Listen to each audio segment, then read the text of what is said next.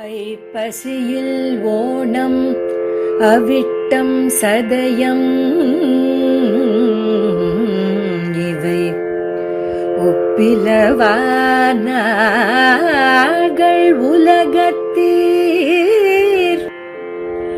எப்புவியும் பேசு புகழ் பொய்கையார் பூதத்தார் பேயாழ்வார் எப்புவியும் பேசு புகழ் பொய்கையார் பூதத்தார் பேயாழ்வார்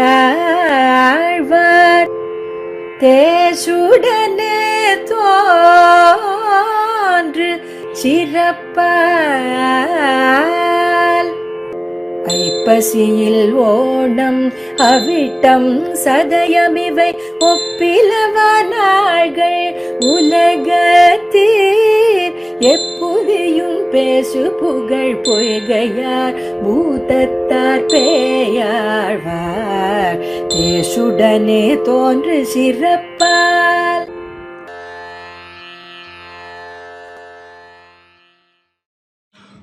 श्रीशैलेशतया पात्रं दीभक्त्यादिगुणार्णवं यतीन्द्रप्रवणं वन्दे रम्यजामातरं मुनिं लक्ष्मीनाथसमारम्भां नाथयामुनमध्यमाम् अस्मदाचार्यपर्यन्तां वन्दे गुरुपरम्पराम्. हे गोपालक हे कृपाजलनिधे हे सिन्धुकन्यापते हे कंसान्दक हे गजेन्द्रकरुणापारीण हे माधवा हे रामानुजा हे जगत्त्रयगुरो हे पुण्डरीकाक्षमां हे गोपीजननाथा पालय परं जानामि न त्वां विना. गोधूलिधूसरितकोमलकेशवेषं गोपालबालकशतैः अनुगम्यमानं सायं स्वयं प्रतिगृहं पशुबन्धनार्थं गच्छन्तमच्युतशिशुं प्रणतोऽस्मि नित्यम्.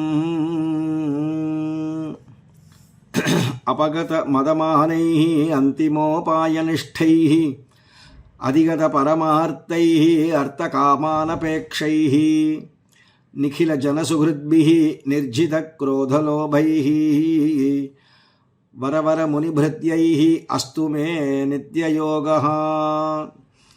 என் பிறவிதீர இறைஞ்சினேன் இன்னமுதாக அன்பே தகழி அழைத்தானை நன்புகழ் சேரு சீதத்தார் முத்துக்கள் சேரும் கடல் மல்லை பூதத்தார் பொன்னங்கழல். அடியேன் தாசானுதாசன்.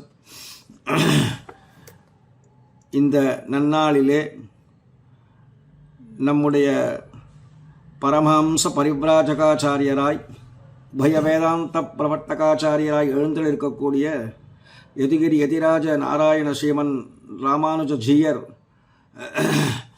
அவருடைய திருவடி தாமரைகளுக்கு பல்லாண்டு பல்லாண்டு என்று சாத்தி அவருடைய நியமானுகுணமாக திவ்ய பிரபந்ததாரா என்னும் ஒரு ஆச்சரியமான ஒரு தொடர்ச்சி 4000க்கும் வியாக்கியானங்கள் பல மகனியர்களை கொண்டு அதை சாதிக்கும்படியாக கேட்டுக்கொண்டதன் பேரில் பல மகான்களும் சாதித்து கொண்டு வருகிறார்கள்.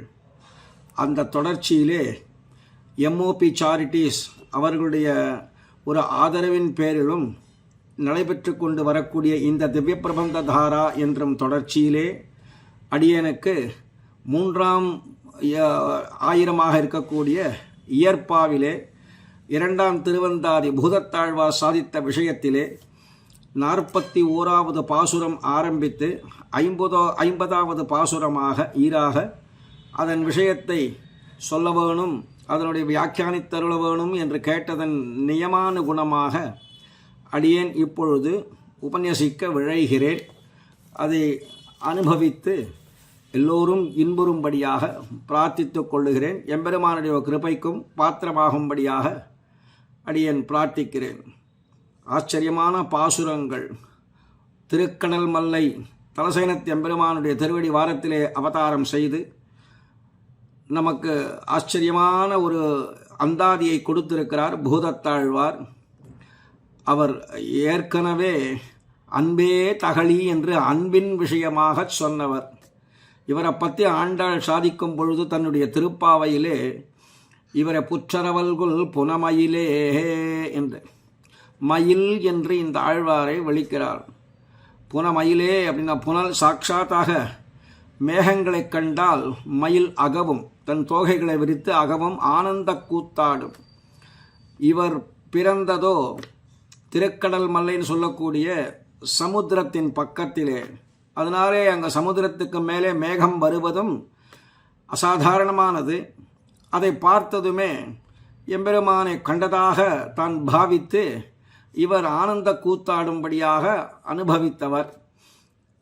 அங்கே திருக்கடல் மல்லை எம்பெருமானை அப்படி அனுபவித்து ஆனந்த கூத்தாடினவர்.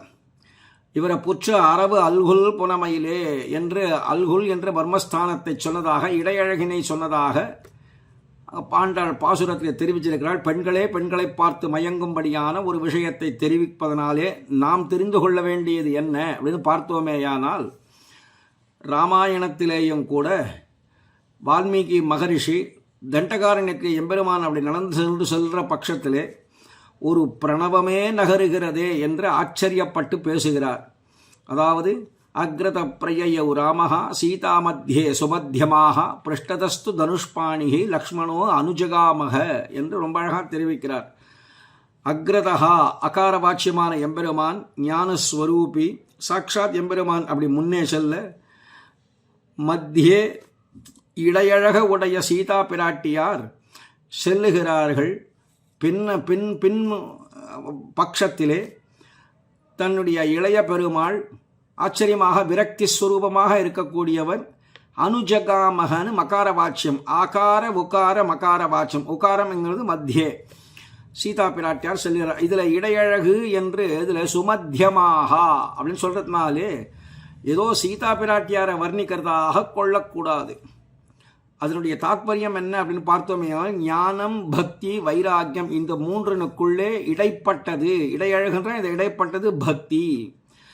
அதுபோல் இந்த பூதத்தாழ்வாரும் பக்தியையே பிரதானமாக கொண்டு அந்த அன்பின் விஷயமாகவே ஆரம்பித்த அன்பே தகழியா ஆர்வமே நெய்யாக இன்புருகு சிந்த இடுதிரியா என்று ஆரம்பித்து 100 பாடல்களை எம்பெருமானுக்காக சமர்ப்பித்தார். பொய்கையார் முதலிலே அவர் வையந்தகழியா வார்கடலே நெய்யாக என்று ஆரம்பித்து அவரும் ஞான விளக்கை ஏற்றிவிட்டார். இவரும் ஞான விளக்கத்தான், எல்லாருமே ஞான விளக்கத்தான் ஏற்றினார்கள். அதிலே கடைசியாக இருக்கக்கூடிய முதல் 3 ஆழ்வார்களே கடையாழ்வாராக இருக்கக்கூடிய பேயாழ்வார் திருக்கண்டேன் பொன்மேனி கண்டேன் என்று எம்பெருமானை கண்டதாகவே தான் அனுபாவியத்தோடு சாதிக்கிறார். இப்போ இந்த பூதத்தாழ்வார் இந்த அன்பின் விஷயமாக, அதாவது அன்பின்னா பிரேமஸ்வரூபம் அப்படின்னு நம்ம கொள்ளலாம். எம்பெருமானுக்கு 3 மனைவிகள் இல்லையா, உடனமர் காதல் மகளிர் திருமகள் மண்மகள் ஆயர் மடமகள் என்றிவர் மூவர் என்று பிராட்டிமார்கள் 3லே ஆயர் மடமகள் என்பது எம்பெருமானுடைய பிரேமஸ்வரூபிணி நீலாதேவியாக அவளை கொள்ளத் தகுந்தவள். வடதேசத்திலேயும் அவதாரம் பண்ணியிருக்கிறாள் நப்பின்ன பிராட்டியாக, தெற்கு தேசத்திலே ஆண்டாளாக. தத்துவம் ஒன்றுதான், காலம்தான் வேற என்னும் பொழுது இவர்களெல்லாம் அன்பே சொரூபமானவர்கள். அன்பு என்பது எம்பெருமானத்திலே பிரேமையோடு அவன் விஷயமாகவே அனுபவித்து அழுவன் தொழுவன் ஆடிக்காண்பன் பாடி அலற்றுவன் தழுவல் வினையால் பக்கம் நோக்கி நானே கவிழ்ந்திருப்பன் என்று சுவாமி நம்மாழ்வாருடைய எந்த ஒரு ஆனுபாவியம் உண்டோ எம்பெருமானிடத்திலே, அதே போல ஆனுபாவியத்தோடு இவர் அன்பே தகழியா. அதனால் இவர் ஞானத்தையே போதித்தவர். அன்பே தகழியா ஆர்வமே நெய்யாக இன்புருகு சிந்த இடுதிரையா நண்புருகி ஞானச்சுடர் விளக்கேற்றினேன் என்று ஞானத்தையே பிரதானமாக நமக்கு அள்ளி கொடுத்தவர். ஞானச்சுடர் விளக்கேற்றினேன். இனிமேல் நம்முடைய வேலை என்ன? அந்த ஆழ்வாரை பற்றி கொண்டு எம்பெருமான் திருவடி வாரத்துக்கு செல்ல வேண்டியது தான். அதனாலே அந்த ஒரு திருவந்தாதியிலே 100 பாடல்களிலே அடியேனுக்கு கொடுத்த தலைப்பு மத்தியே 41வது பாசுரம் பொருளால் அமருலகம் புக்கியலல் ஆகாது அப்படிங்கிற பாசுரம் ஆரம்பித்து அழைப்பன் திருமாலை என்று 50வது பாட்டு. ஆக இந்த 41 ஆரம்பித்து இந்த 50 ஈராக இந்த 10 பாசுரங்களாலே ஆழ்வார் தெரிவிக்க வேண்டிய விஷயம் என்னென்ன தெரிவிக்கிறார் அப்படிங்கிறத நாம் இப்பொழுது அனுபவிக்க பெறுகிறோம். எல்லோரும் இதை கேட்டு ஆனந்தப்பட வேண்டியது. அதாவது இதுக்கு முதல் பாட்டிலே ரொம்ப அழகாக சில விஷயங்களை தெரிவித்தார். 40வது பாட்டிலேயும் ஆச்சரியமான விஷயங்களை தெரிவிச்சுன்னு வந்தார். அதில் காமார்த்தியாக எவன் இருக்கிறானோ அவன் அந்த காமத்தை விட வேண்டியது என்று தெரிவிச்சுன்னு வந்தார். அதில் சுருக்காக வாங்கி உலாவினின்னு என்ற பாட்டிலே காம விஷயங்கள் எது உண்டோ அது எல்லாம் ஹேயமானது, காம புருஷார்த்தம் அப்படிங்கிறது ஹேயமானது அப்படிங்கிறார். இந்த பாட்டு இப்போ சொல்லக்கூடிய இப்போ நம்ம அனுபவிக்க வேண்டிய பாடலில் ரொம்ப ஆச்சரியமாக இன்னும் இதுக்கு மேலே என்னென்ன உண்டோ அர்த்த புருஷார்த்தங்கிறது எது உண்டோ அது அதுவும் ஹேயமானது தான். சொர்க்கத்தை விரும்புகிறீர்களா என்று கேட்கும்படியாக இந்த 41வது பாட்டில் ரொம்ப அழகாக தெரிவிக்கிறார். 39வது பாட்டிலும் ஓத்தின் பொருள் முடிவும் இத்தனையே உத்தமன் பேர் ஏத்தும் திறமறிமின் ஏழைகாள் ஓத்ததனை வல்லீரேல் நன்னதனை மாட்டீரேல் மாதவன் பேர் சொல்லுவதே யோத்தின் சுருக்கு. ஓதுவதுன்னு எது? எம்பெருமான் திருநாமத்தை தவிர, அதுலேயும் மாதவன் அப்படிங்கிற திருநாமத்தை தவிர வேற என்ன இருக்க போகிறது? அந்த திருநாமத்தை சொல்லுவதே தான் வேதத்தினுடைய சுருக்கமாக இருக்கக்கூடியதுங்கிறார். வேதம் அத்தனையும் அனந்தாவை வேதாகான்னு வேதங்கள் அனந்தமாக இருக்கக்கூடிய சந்தர்ப்பத்திலே அனைத்தையும் நாம் அதிகரிக்க முடியாதுன்னு வரும் பொழுது அதிலேருந்து நாம் தெரிந்து கொள்ள வேண்டியது ஏதாவது சுருக்கமாக இருந்தால் தேவலாம் அப்படின்னு தான் வேதத்தினுடைய சாரதமமான விஷயமாக திருமந்திரத்தை கொள்ளுகிறோம். திருமந்திரம் போலவே அதனுடைய விவரணமாக இருக்கக்கூடிய இந்த துவயத்தை தெரிந்து கொள்ளுகிறோம். துவயத்தினுடைய விவரணமாக சர்ம ஸ்லோகம் என்று பூர்வர்கள் அனுஷ்டித்த விஷயத்தை நாம் அதன் மூலமாக தெரிந்து கொண்டு வருகிறோம். அந்த 3 விஷயத்துக்கும் ஆச்சரியமான வியாக்கியானங்கள்லாம் உள்ள மணவாள மாமுனிகள் ஆச்சரியமாக அதுக்கு வியாக்கியானங்கள்லாம் கொடுத்திருக்கிறார். இருந்தாலும் அவ்வளவு தூரம் போக வேண்டாதபடி கீதா பாஷ்யத்திலேயும் உடையவர் அந்த கடைசியில் 18வது அத்தியாயத்தில் 65வது ஸ்லோகமாக இருக்கக்கூடிய சர்வதர்மான் பரித்தியஜ்யங்கிறதுக்கு என்ன ஆச்சரியமான ஒரு வியாக்கியானத்தை கொடுத்துருக்கிறார். அதை அனுபவிக்க தேன் ஊறும்படியாக இருக்கிறது. அப்பேற்பட்ட விஷயங்களை கொடுத்திருக்கிறார். அது உடையவர் அவரையே கொடுப்பது தகும். காரணம் என்ன என்று கேட்டோமேயானால், உடையவர் இப்பொழுது இந்த கலியுகத்திலே யுக புருஷராக இருக்கக்கூடிய இராமானுசன் இதற்கு முன் அவதாரங்களிலே அங்கே கதாபாத்திரமாகவே இருந்தவர். ராமாயணத்திலே இளைய பெருமாளாகவும் கிருஷ்ணாவதாரத்திலே பலதேவனாகவும் இவரே அங்கே கதாபாத்திரமாக இருந்ததினாலே சகல விஷயங்களையும் எம்பெருமான் எதை சாதிச்சானோ அவனுடைய திருவுள்ளம் அறிந்து அதனுடைய வியாக்கியானம் எவன் கீதையை சொன்னானோ அவனே கீதார்த்தத்தை தெரிவிக்க வேணும். அவனே பாஷ்யம் சொன்னாலொழிய நமக்கு புரிய போவதில்லை. என்ன சுவாமி இது? இளைய பெருமாள் அவதாரம் செய்திருக்கிறார். அனந்த பிரதமம் ரூபம் லக்ஷ்மணஸ்ச ததப்பரஹா பலபத்ர ஸ்திருதியஸ்து கலவு கஷ்டித் பவிஷ்யதி கலவு ராமானுஜ ஸ்மிருதா என்றெல்லாம் சொல்லுகிறோமே.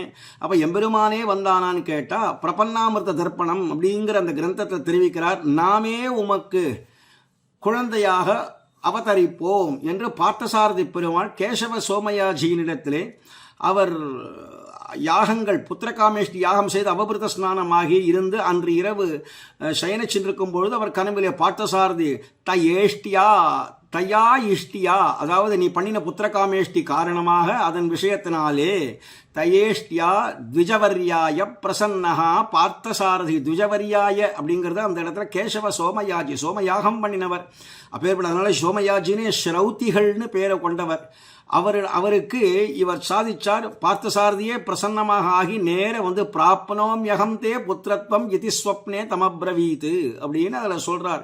அதனால் பார்த்தசாரதி பெருமாளை தான் நேர கீதார்த்த விஷயங்கள் எல்லாத்தையும் கீதையை சொன்னவன் தான் செப்பிய நெறி தன்னை எல்லாத்தையும் அவனே மறுபடியும் கீதா பாஷ்யமாக கொடுத்தால் ஒழிய நமக்கு புரிய போவதில்லை. அதனால் உடையவர் அப்படின்னு பார்த்தோமே, ஆனால் என்னதான் அனந்த பிரதமம் ரூபமாக இருந்து அவரே லக்ஷ்மணனாகவும் அவரே பலபத்ரனாகவும் இருந்து இப்பொழுது கலவு ராமானுஜ ஸ்மிருதகான் இருந்தாலும் பவிஷ்யதாச்சாரியராக இருந்தாலும் கூட பார்த்தசாரதி பெருமானுடையவும் அம்சமாக இருப்பதனாலே சாட்சாத் பார்த்தசாரதியே தான் ஒவ்வொரு இடங்களில் அவரை பஞ்சாயுதங்களாக ராமானுஜ நூத்தந்தாதிலே திருவரங்கத்தமுதனார் தெரிவிக்கிறார். பஞ்ச ஆயுதங்களுமே இவ்விடத்தில் அவதாரம் பண்ணித்துன்னு.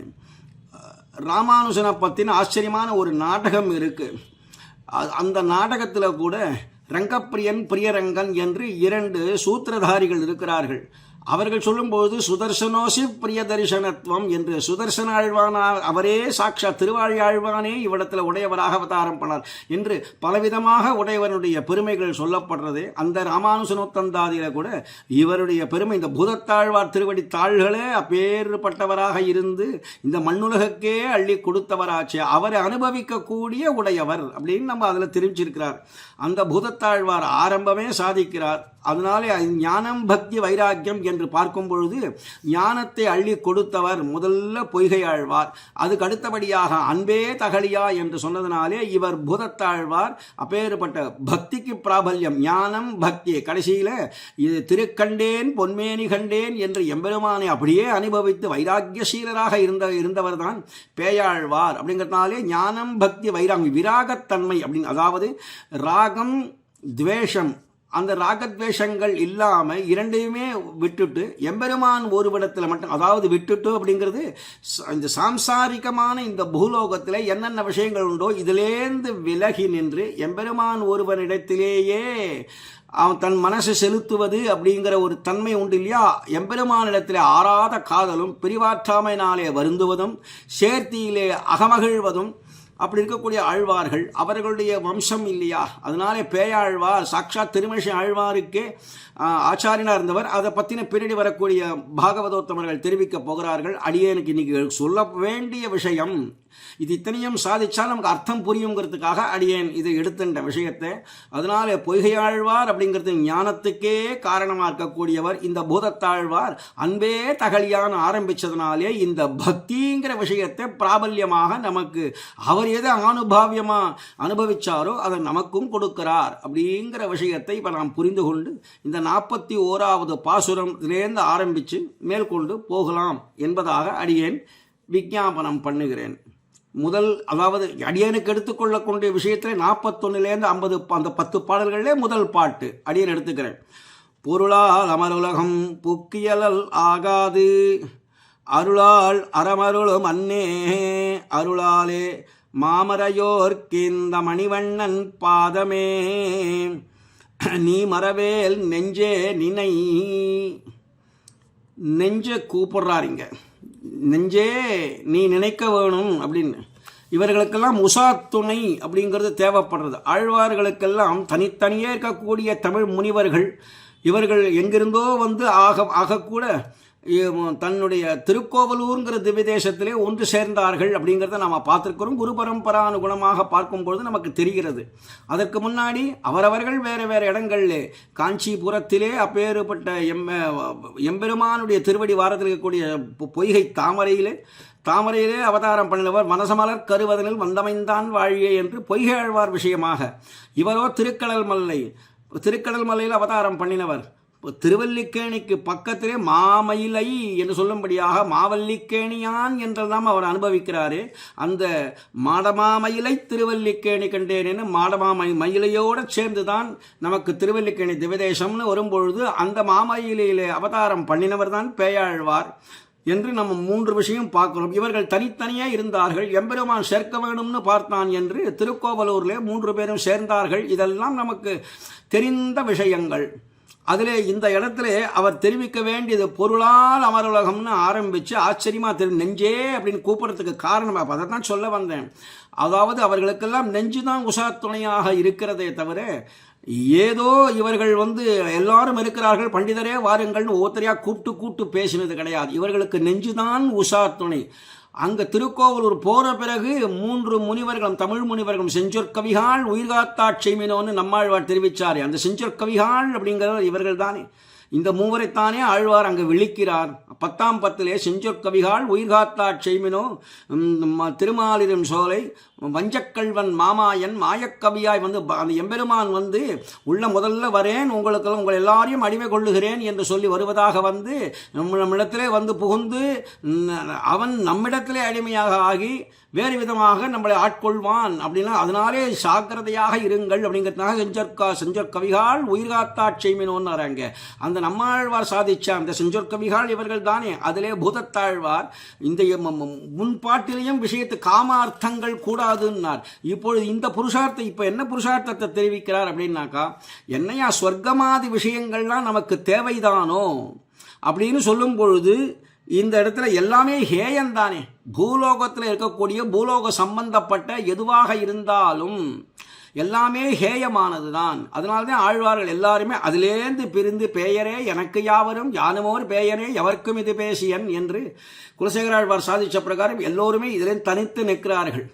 திருமங்கையாழ்வார் சாதிக்கும் போது கூட அத்தா அரியே என்றொன்று அழைக்க பித்தாவென்று பேசுகின்றார் பிறர் என்னை அப்படின்னார். அதனால எல்லாரும் பித்தர்கள் என்ற பெயர் வாங்கிக் கொள்ளணும். நம்ம அதில் அப்போதான் தனிமைப்படுத்தப்படுவோம். எவ்வளவு தனிமை ஆகிறோமோ எம்பெருமானை அனுபவிப்பதற்கு அது ஒரு அனுகூலமான காலம்னு எடுத்துக்கணும். அதுதான் சிற்றஞ்சிறுகாலை. சிற்றஞ்சிறுகாலைன்னா பஞ்ச உஷக்காலத்திலே பிராமிய முகூர்த்தேச்ச உத்தாய கந்தவ்யம் அப்படிங்கிற விஷயத்தை நம்ம இப்போ சொல்ல வேண்டிய அவசியம் இல்லை. பிராத்த காலம் அப்படிங்கிறது. அதை விட சிற்றஞ்சிறுகாலைக்கு வியாக்கியானம் சாதிக்கும் பொழுது பெரியவாச்சான் பிள்ளை ரொம்ப அழகாக கொடுக்கிறார் நமக்கு. சிற்றஞ்சிறுகாலை அப்படிங்கிறது எம்பெருமான் அவனுடைய தரிசனம் நமக்கு எப்பொழுது பிராப்தமாகிறதோ, அவன் எப்பொழுது பிராப்தமாகிறானோ அதுதான் சிற்றஞ்சிறுகாலை. சாயங்காலம் 4:30 மணி, ஒரு உதாரணத்துக்கு சொல்றேன், சாயங்கால வேளையிலேயோ மத்தியான வேளையிலோ எப்பொழுதும் எம்பெருமான் தரிசனம் நமக்கு கிடைக்கிறதோ, அது திவ்யதேசமா இருக்கட்டும், நம்முடைய கிரகமாக இருக்கட்டும், இல்லை பஞ்ச உஷக்காலத்திலே எழுந்ததாக இருக்கட்டும், எப்பொழுது நம்ம எம்பெருமானை அனுபவிக்கிறதுன்னு போகிறோமோ, எப்பொழுது அவன் தரிசனாதேவ சாதவகான சாதுக்களையும் பார்த்து அந்த எம்பெருமான் தரிசனத்தையும் எப்பொழுது கொள்ளுகிறோமோ அதுதான் சிற்றஞ்சிறுகாலை அப்படின்னு எடுத்துட்டார் இல்லையா. அந்த சிற்றஞ்சிறுகாலையாக இருக்கக்கூடிய சந்தர்ப்பத்திலே இப்பொழுது நமக்கு பூலோகத்தில் இருக்கக்கூடிய விஷயங்கள் எல்லாம் ஹேயமானது அப்படிங்கிறதுனாலே அதாவது 40வது பாட்டிலே அவர் தெரிவித்தது, அதாவது எல்லாமே ஹேயமானது தானே, எல்லாமே ஹேயமானது தானே அப்படின்னு சொல்லும் பொழுது அர்த்த புருஷார்த்தத்தை இந்த பாட்டிலே நிந்திக்கிறார். இதுக்கு முன்னாடி காம புருஷார்த்தத்தை நிந்தித்தார் அப்படிங்கிறது 40வது பாட்டிலே அவர் ஏற்கனவே சாதிச்சிருக்கிறார். இந்த பாட்டிலே இப்போ சொல்லுகிறார், பொருளால் அமருலகம் புக்கு இயலல் ஆகாது. புக்கு இயல் ஆகாது, இயலல் ஆகாது. அதாவது அமருலகம் அப்படிங்கிறது சொர்க்கலோகம். அங்கேயும் தான் சுவாமி எல்லா விதமான விஷயங்களும் இருக்கு. அங்கேயும் கோபதாபங்களுக்கு இடம் இருக்கு, அங்கேயும் சண்டை உண்டு. அதுலேயும் சொந்த அண்ணன் தம்பி சண்டை, பதவி சண்டைலாம் வேற நிறைய இருக்கு. சுரர்கள் அசுரர்கள் அப்படிங்கிறது சொந்த அண்ணன் தம்பிகள் தான், தகப்பனார் ஒன்று தான், தாயார் தான் வேற. கஷ்யப பிரஜாபதிங்கிறவர் ஒருவர் தான், அவருக்கு பிறந்தவர்கள் தான் ஆதித்யர்கள். அதித்திங்கிற மனைவியின் கிட்டத்திலேருந்து பெற்றவர்கள் ஆதித்யர்கள், அவர்களாம் சுரர்கள்னு சொல்கிறோம். அதுக்கு அடுத்தபடியாக திதி தனு என்ற மேற்கொண்டு 2 மனைவிகள் மூலமாக தானவர்கள், ராட்சசர்கள், யக்ஷர்கள், இவர்கள்லாம் பசுரர்கள், இவர்கள்லாம் பிறந்தார்களே. இவர்களை கஷ்யப பிரஜாபதி தான் தகப்பன். அதனாலே சொந்த அண்ணன் நம்பி என்ன இருந்தாலும் தேவர்கள் நன்னா இருக்கிறார்களே, என்ன இருந்தாலும் அவர்கள் நன்னா இருக்கிறார்களேங்கிறதுனால வேதங்கள் பல இடங்கள்ல சொல்லும், தேவா சுரா சஞ்சத்தா ஆசன் தே அக்னிம் அப்ருவன்னு அப்படின்னு பல ஒவ்வொரு இடங்கள்ல ஒவ்வொரு விதமாக வரும். அது மாதிரி தேவா அசுராகா சஞ்சத்தா ஆசன்னு எப்பொழுது பார்த்தாலும் சண்டையிட்டு கொண்டார்கள். அதனால இது மாதிரியான இடங்கள் பூலோகமாக இருக்கட்டும், சொர்க்கலோகமாக இருக்கட்டும், பிரஜாபதி லோகமாக இருக்கட்டும், எந்த லோகம் எடுத்திருந்தாலும், இல்லை கீழே நாகலோகம்னு எடுத்துட்டு கீழே போனாலும், அதல வித்தல சுத்தல ரசாத்தல மகாதள ஆபாத்தாள பாத்தாளம்னு எடுத்துட்டாலும், அங்கே போனாலும் கூட எங்கு போனாலும் ஒரே அந்தந்த இடங்கள்ல ஒரு சுகமும் இருக்கும், துக்கமும் இருக்கும், சண்டை சச்சரவுகள் இருக்கும். ஆனந்தம்ங்கிறது கிடையாது. ஆனந்தம்ங்கிறது ஒரே ஒரு இடம், சாஸ்வதமான ஒரு இடம் என்று உண்டாகில் ஆனந்தத்தை குணமாக உடையவன், ஆனந்த ஸ்வரூபியாக இருக்கக்கூடியவன், சத்தியம் ஞானம் அனந்தம் பிரம்மானந்த ஆனந்த மூர்த்தி அப்படிங்கிறது இந்த வைகுண்டத்தில் எம்பெருமான் எழுந்துள்ளிருக்கிறானே, அல்லது எந்தெந்த அர்ச்சா திருமேனியாக திவ்யதேசங்கள் எழுந்துள்ளிருக்கிறானோ அந்த எம்பெருமான்கிட்ட போகும்பொழுது சாத்விக சுபாவம் நமக்கு உண்டாகிறதே, அவனே ஆனந்த மூர்த்தி. அந்த சாத்விக சுபாவம் உண்டாவதற்கு காரணம் ஆனந்த மூர்த்தியினுடைய தரிசனம்தான். அப்படின்றதுனாலே அந்த எம்பெருமானை அடைவதை தவிர வேற எது நமக்கு உண்மையான புருஷார்த்தம்? புருஷார்த்தம்ங்கிறது பலன் இல்லையா? அதனால இப்ப தெளிவி கேட்கிறாருங்க, பொருளால் அமருலகம் புக்கு இயலல் ஆகாது. அதெல்லாம் நமக்கு வேலைக்கு ஆக வேண்டிய விஷயமே கிடையாது. அதனால அமருலகம்ங்கிறது சொர்க்கலோகம். சொர்க்கலோகத்துல கூட சகலவிதமான சிரமங்களும் உண்டு. அங்கேயும் கோபதாபங்கள், இச்சை, காமம், அங்கே இருக்கக்கூடிய சுகம். ஏன்னா எப்பொழுதுமே ஆனந்தத்துக்கு எல்லை நிலம் கிடையாது. அதனால தான் ஆழ்வார் தெரிவிக்கும் போது அந்தமில் பேரின்பத்து அடியரோட அந்தமில் முடிவே இல்லாத ஆனந்தம்னுட்டாரங்க.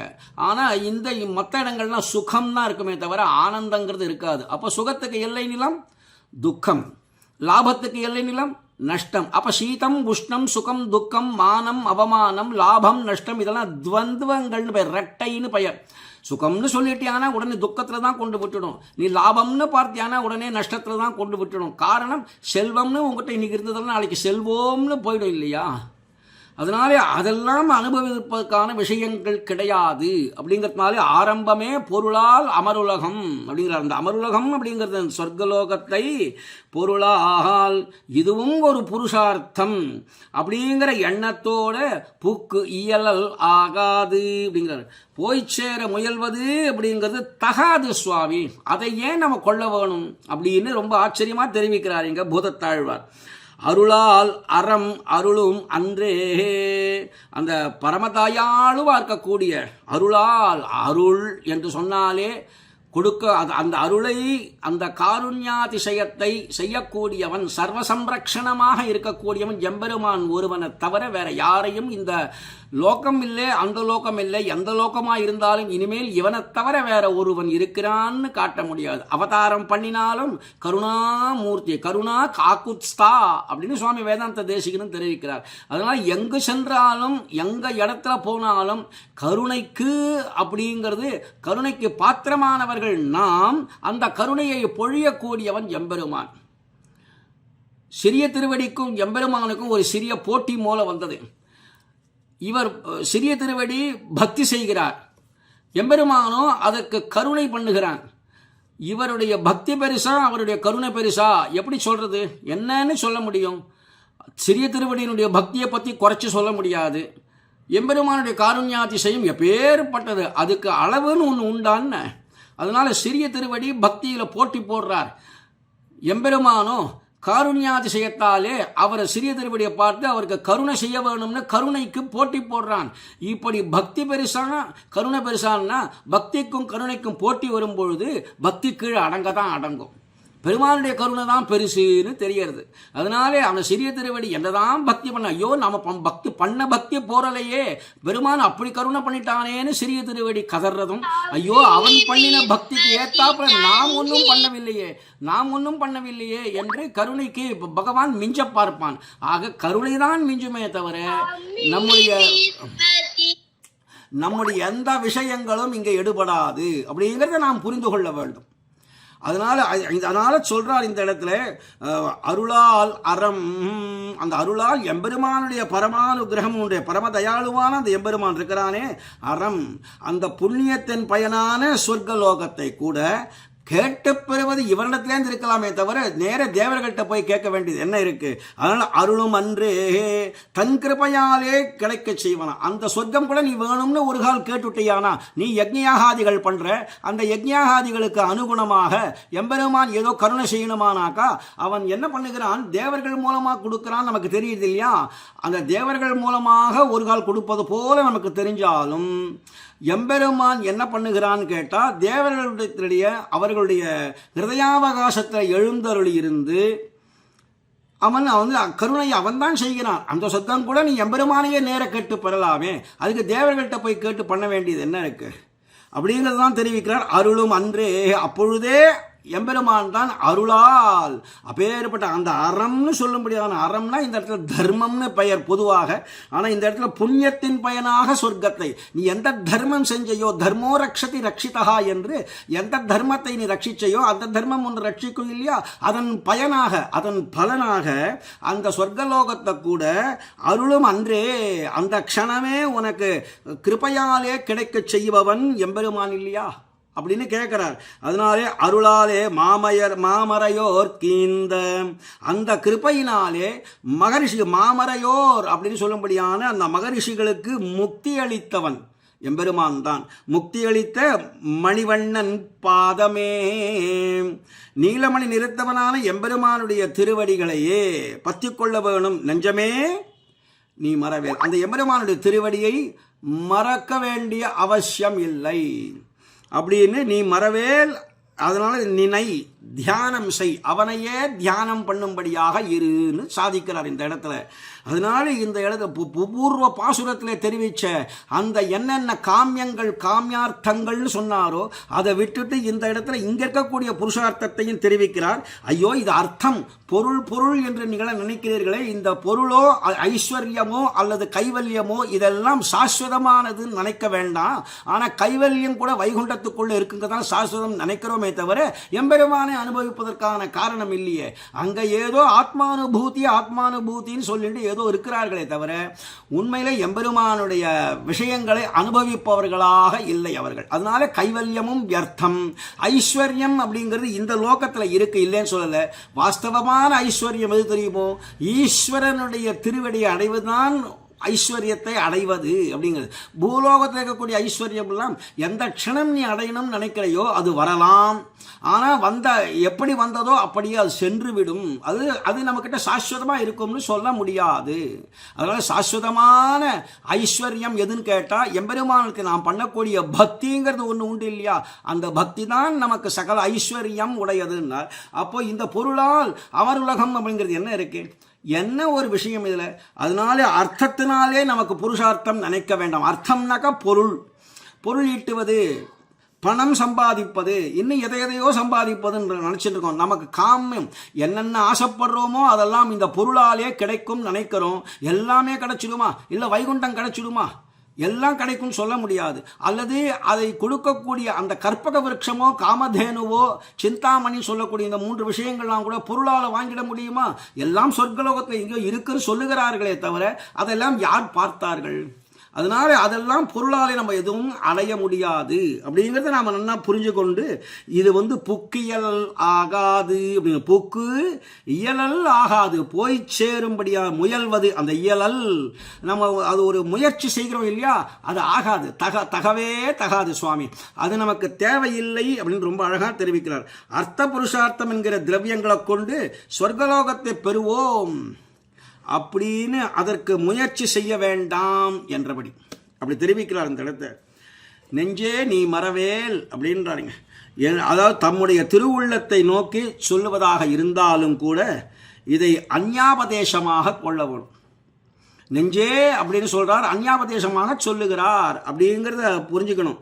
பிறரை குறித்து சொல்ல வேண்டுவதையும் தம்மை நோக்கி சொல்லும்படியாக, அதாவது நெஞ்சே தன்னெஞ்ச சொல்லிக்கிறார். வாஸ்தவம் தான், நெஞ்சே என்று சொல்வதன் மூலமாக நம்மைத்தான் அழைக்கிறார் என்று நாம் கொள்ள வேண்டும். அப்போ அந்யாபதேசமாக தவிர தன்னுடைய நெஞ்சுக்கு சொல்லிக் கொள்கிறார் அப்படிங்கிற அர்த்தத்தை கொள்ள வேண்டாம் இங்க. அதனால அந்யாபதேசமாக தெரிவிக்க வேணும்னு ஆசைப்படுறார் போலும் பூதத்தாழ்வார்.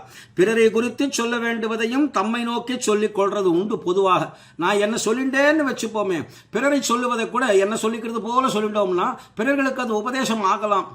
அதனால அது மாதிரி சொல்லுவது உண்டு. திருவாய்மொழியில் கூட சரணமாகிய நான்மறை நூல்களும் சாராதே மரணம் தோத்தும் வான்பிணி மூப்பெண்ணிவை மாய்த்தோம்னு தன் சொல்லிக்கிறாரே தவிர மாயும்படியாக விஷயங்கள் அமையும் அப்படின்னு திருவாய்மொழியில் தெரிவிக்கிறாருங்க.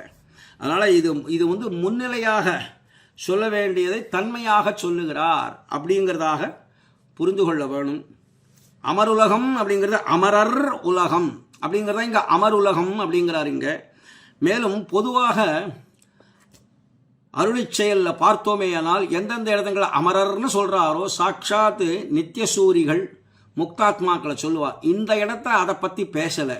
அந்த நித்தியசூரிகளையோ முக்தாத்மாக்கள் ஏற்கனவே வைகுண்டத்தில் தானே இருக்கிறார்கள், அவர்களை பற்றி பேச வேண்டிய அவசியம் என்ன இருக்கு? அதனாலே பொருளால் எப்போ சொல்லிட்டாரோ இப்போ சொல்லக்கூடிய அமரர் உலகம்ங்கிறது தேவர், இந்த இந்திராதி தேவர்கள் இருக்கிறார்களே அந்த சொர்க்க லோகத்தை சொல்லுகிறார் அப்படின்னார். இங்க இதே சொர்க்கத்தை பற்றி ஆண்டாள் சாதிக்கும் பொழுது நோற்று சுவர்க்கம் அப்படின்னா, இது இப்போ இந்த இடத்துல ஆழ்வார் தெரிவிக்க வேண்டிய உத்தேசியம் என்ன? ஏன் சொர்க்கத்தை பற்றி தெரிவிக்கிறார்னா, சாதாரண பூலோகத்தில் இருக்கக்கூடிய அதை நினைஞ்ச பொருளை ஈட்டி அதன் மூலமாக யஜ்ஞயாகாதிகள் பண்றீரோ அதற்கு அனுகுணமாக அதனுடைய விஷயமாக அதனுடைய பலனாக நாம் சொர்க்கத்தை அடைகிறோம் அப்படின்னு நினைக்கிறதெல்லாம் அது உண்மையான சொர்க்கம் ஆகாது.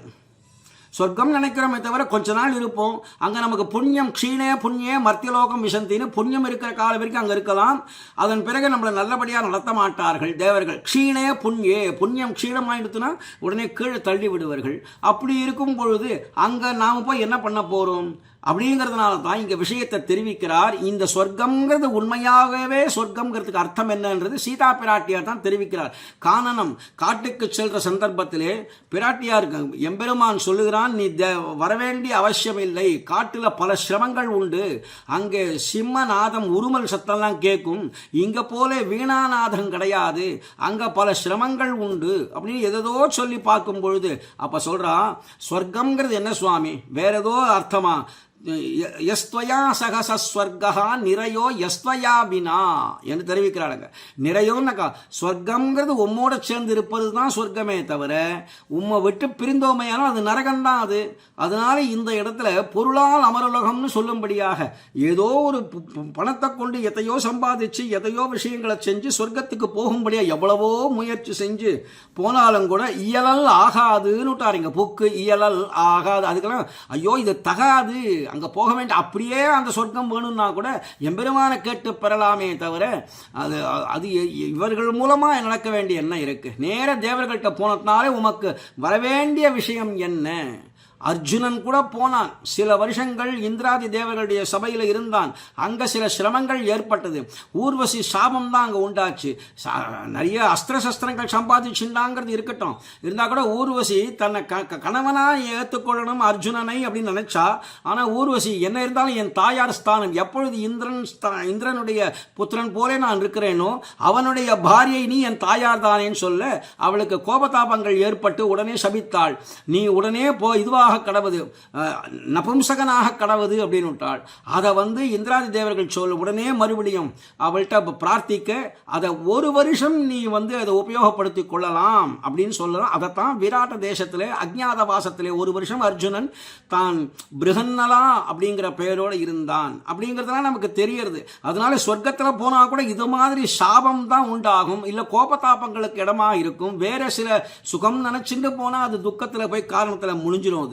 அப்படிங்கிறதுனாலே இந்த இடத்துல அதெல்லாம் ஆவசியகம் இல்லை அப்படின்னு தெரிவிக்கிறார். இங்க அமருலகம் அமரர் உலகம் அறம் அப்படிங்கிறது தர்மத்துக்கு பேரானா கூட இங்க தர்மத்தினால் சாத்தியமான புண்ணியலோகத்தை சொல்லுகிறது அப்படின்னு எடுத்திருக்கிறார். ஏன்னா போன பாசுரத்தில் எப்பொழுது காமியார்த்தம் கூடாதுன்னாரோ அதே காமியம் அப்படிங்கிற புருஷார்த்தம் கூடாதுன்னு சொன்னாரோ இங்க அர்த்தங்கிற புருஷார்த்தம் கூடாதுன்னு சொல்ல வரும்பொழுது அதுக்கு அனுகுணமாகத்தான் நாம் பார்க்கணும். அந்த அர்த்தத்தை கொண்டு நாம் புண்ணியலோகத்தை சம்பாதிக்கலாமோ அப்படியே. அதனால அந்த அறம் அப்படின்னு இங்கே தெரிவிக்கிறது புண்ணியலோகமாகிய ஸ்வர்க்கம். ஏன்னா புண்ணியத்தின் பலனாக ஸ்வர்க்கம் கிடைக்கிறது, பாப்பத்தின் பலனாக நரகம் புகும்படியாக அமைகிறது. இருந்தாலும் எம்பெருமானுடைய அடியார்களாக போயிட்டா அது கூட கிடையாது சுவாமி. நமனும் தன் தலைகள் அவனுடைய தலையில் ஏறி தாட்டனம் கூட ஆடலாம். ஐயோ நாங்கள்லாம் வைஷ்ணவர்களுக்கு அடியேன் ராஜாவே பிரபுவே இல்லைன்னுக்கிறான் யமன். நமனும் தன் தூதுவரை கூவி செவிக்குன்னு திருமணிஷாழ்வார் தெரிவிக்கிறார், பின்னாடி வரப்போகிறது.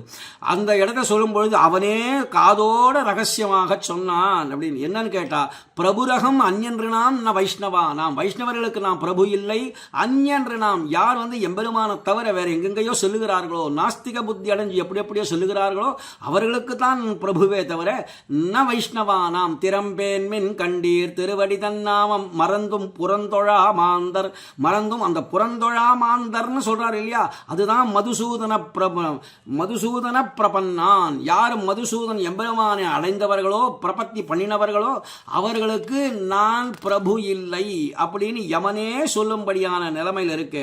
அதனால ஸ்வர்க்கம் நரகம் அப்படிங்கிறதெல்லாம் ஏதோ புண்ணியத்தின் பலனாகவோ பாப்பத்தின் பலனாகவோ அடைய வேண்டிய விஷயம்.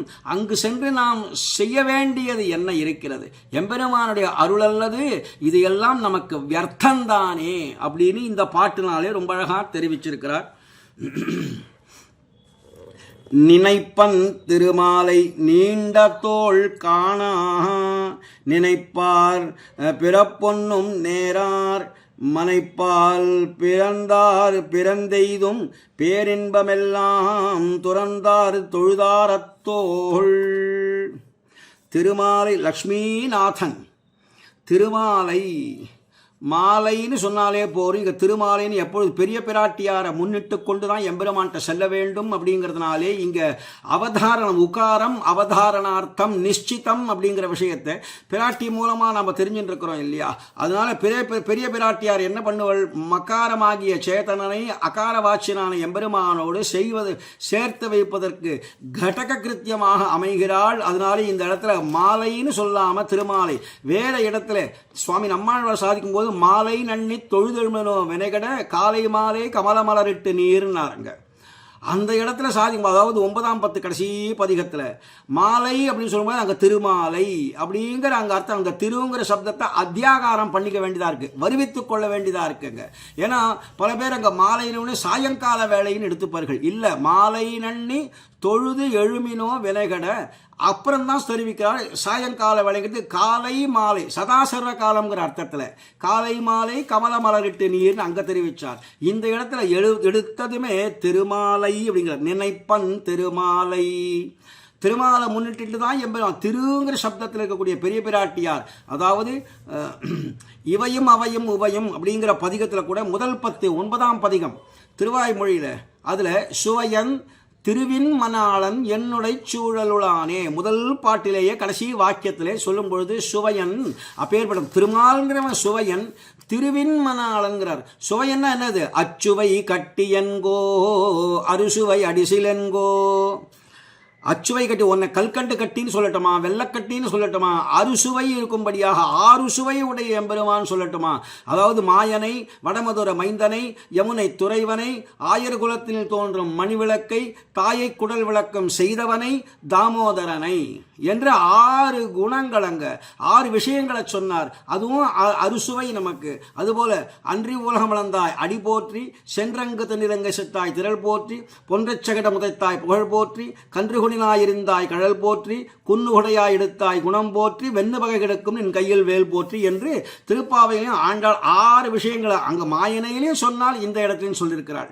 அப்படின்னு 6 சுவையாக கொடுக்கிறாள். அதனால இந்த இடத்துல சுவையன் அப்படிங்கிறது சொல்லும் பொழுதே அப்பேற்பட்ட எம்பெருமான ரசோ வைசஹா ரசக்ஹேவாயம் லப்த்வா ஆனந்தி பவதி அப்படின்னு வேதம் சொல்றது. நான் பிரித்து சொல்றேன், லப்த்வானந்தி பவதின்னு வேத வாக்கியம். லப்த்வா ஆனந்தி பவதி, ஒருவன் ஆனந்தத்தை அடைகிறான் அப்படின்னு. அப்போ அந்த ரசஸ்வரூபனான எம்பெருமான் அவனை தான் சுவையன்னு தெரிவிச்சான். அந்த இவையும் அவையும் உவையும் பாட்டில் சுவாமி நம்மாழ்வார் தெரிவித்தார். அதே எம்பெருமான இந்த இடத்துல திருமாலை அப்படின்னு சொன்னதுனாலே திரு சப்தத்தோடு சேர்ந்த மால், அந்த ஏற்கனவே மாலே மணிவண்ணான ஆண்டாளன் தெரிஞ்ச மால் அப்படிங்கிறதுக்கு கருமை பெருமை மையலுமாம் அப்படின்னு வியாக்கியானம் கொடுத்திருக்கிறார்கள். கருமை நிறத்தவன், மால்ங்கிறதுக்கு கரு நிறத்தவன். கருவுடைய மேகங்கள் கண்டால் உன்னை கண்டால் ஒக்கும் கண்கள், கண்ணன் என்னும் கருந்தெய்வம் காட்சி பழகி கிடப்பேனே, இது போன்ற வாக்கியங்கள் எடுத்து பார்த்தா அந்த கருந்தெய்வம்னு தெரியுது, கருமையான நிறத்தவன். அது ஒரு பக்கம். கருமை பெருமை அப்படின்னார். இவனை காட்டிலும் பெருமை உடையது உலகத்தில். இனிமே இந்த வேதமே அவனை பற்றி பேச ஆரம்பிச்சுட்டு அச்சோ இனிமே இவனை பற்றி பேச முடியாது அப்படின்னு அதுவே ஒழிஞ்சுடுத்து, திரும்பி வந்துடுத்து. ஏதோ வாச்சோ நிவர்த்தந்தே, நிவர்த்தி அடைஞ்சுடுத்து. அப்ராப்ய மனசா சஹா, எந்த விதத்தாலையும் அவன் அடைய முடியாது, அவனை பற்றி பேச முடியாது, அவனை பற்றி தெரிஞ்சுக்க முடியாது, அவனை பற்றி நினைக்க முடியாது அப்படின்னு அந்த விஷயங்கள் வேதம் சொல்றதே. அதுபோல் அந்த எம்பெருமான் அப்படிங்கிறவன் பெரிய கருமை பெருமை. மையல்னா பித்து. நாம் எம்பெருமான்கிட்ட பித்து பிடிச்சிருக்கோ இல்லையோ, எம்பெருமான் நம்மிடத்திலே அப்படி ஒரு பித்தாக இருக்கிறான்னு திருமாலையில் தொண்டரடிப்புடியாழ்வாரும் இத்தனை அடியரானார்க்கு இறங்கும் நமரங்கநாயா பித்தனை பெத்துமந்தோ பிறவியுள் பிணங்குமாறு. பித்தனை அது ஒரு பித்து, அதன் தலையை தடவி எவ்வளோ வேணால் வாங்கிடலாம். நம்ம யார் வேற எதுவும் சாதாரணமாக இருக்கக்கூடிய ஜனங்களை பற்றி பேசுகிறேன். ஆர்த்தோ ஜிக்ஞாசுர் அர்த்தார்த்தின்னு சொல்லக்கூடிய அந்த 3 வகுப்பினர்கள். ஆனால் ஞானீச்ச பரதர்ஷபான கொண்டாடுறானே அந்த ஞானியோ என்றால் என் ஆத்மாவே தான், ஞானி தூ ஆத்மைவ மே மதம். அந்த அப்போ ஞானியை நான் பிறப்பக்க செய்கிறேன்னு வேற சொல்றான் பகவான். ஆத்மானம் சிருஜாமியகம் சொல்லும் பொழுது அப்போ அந்த ஆத்மா யாரு, ஞானின்னு சொல்கிறான் இல்லையா, அவன் ஞானி யார்? சுவாமி நம்மாழ்வார் தான். நம்மாழ்வார் தான் எல்லாம் வாசுதேவ சர்வம்னு எவன் இருக்கிறானோ அவன் துர்லபண்டான்னு விட்டான் கீதையில் பகவான். அப்பேற்பட்டவர் உண்ணும் சோறு பருகும் நீர் தின்னும் வெற்றிலையும் எல்லாம் கண்ணன்னாரே. வாசுதேவ சர்வம், எல்லாம் கண்ணன். அப்படி இருக்கக்கூடியவர் அவர் தானே ஞானின்னு எடுக்கிறதுங்க. அதனால அப்பேற்பட்ட விஷயத்தை எம்பெருமான் அவரிடத்திலே பித்து பிடிச்சவனாக இருக்கிறான்.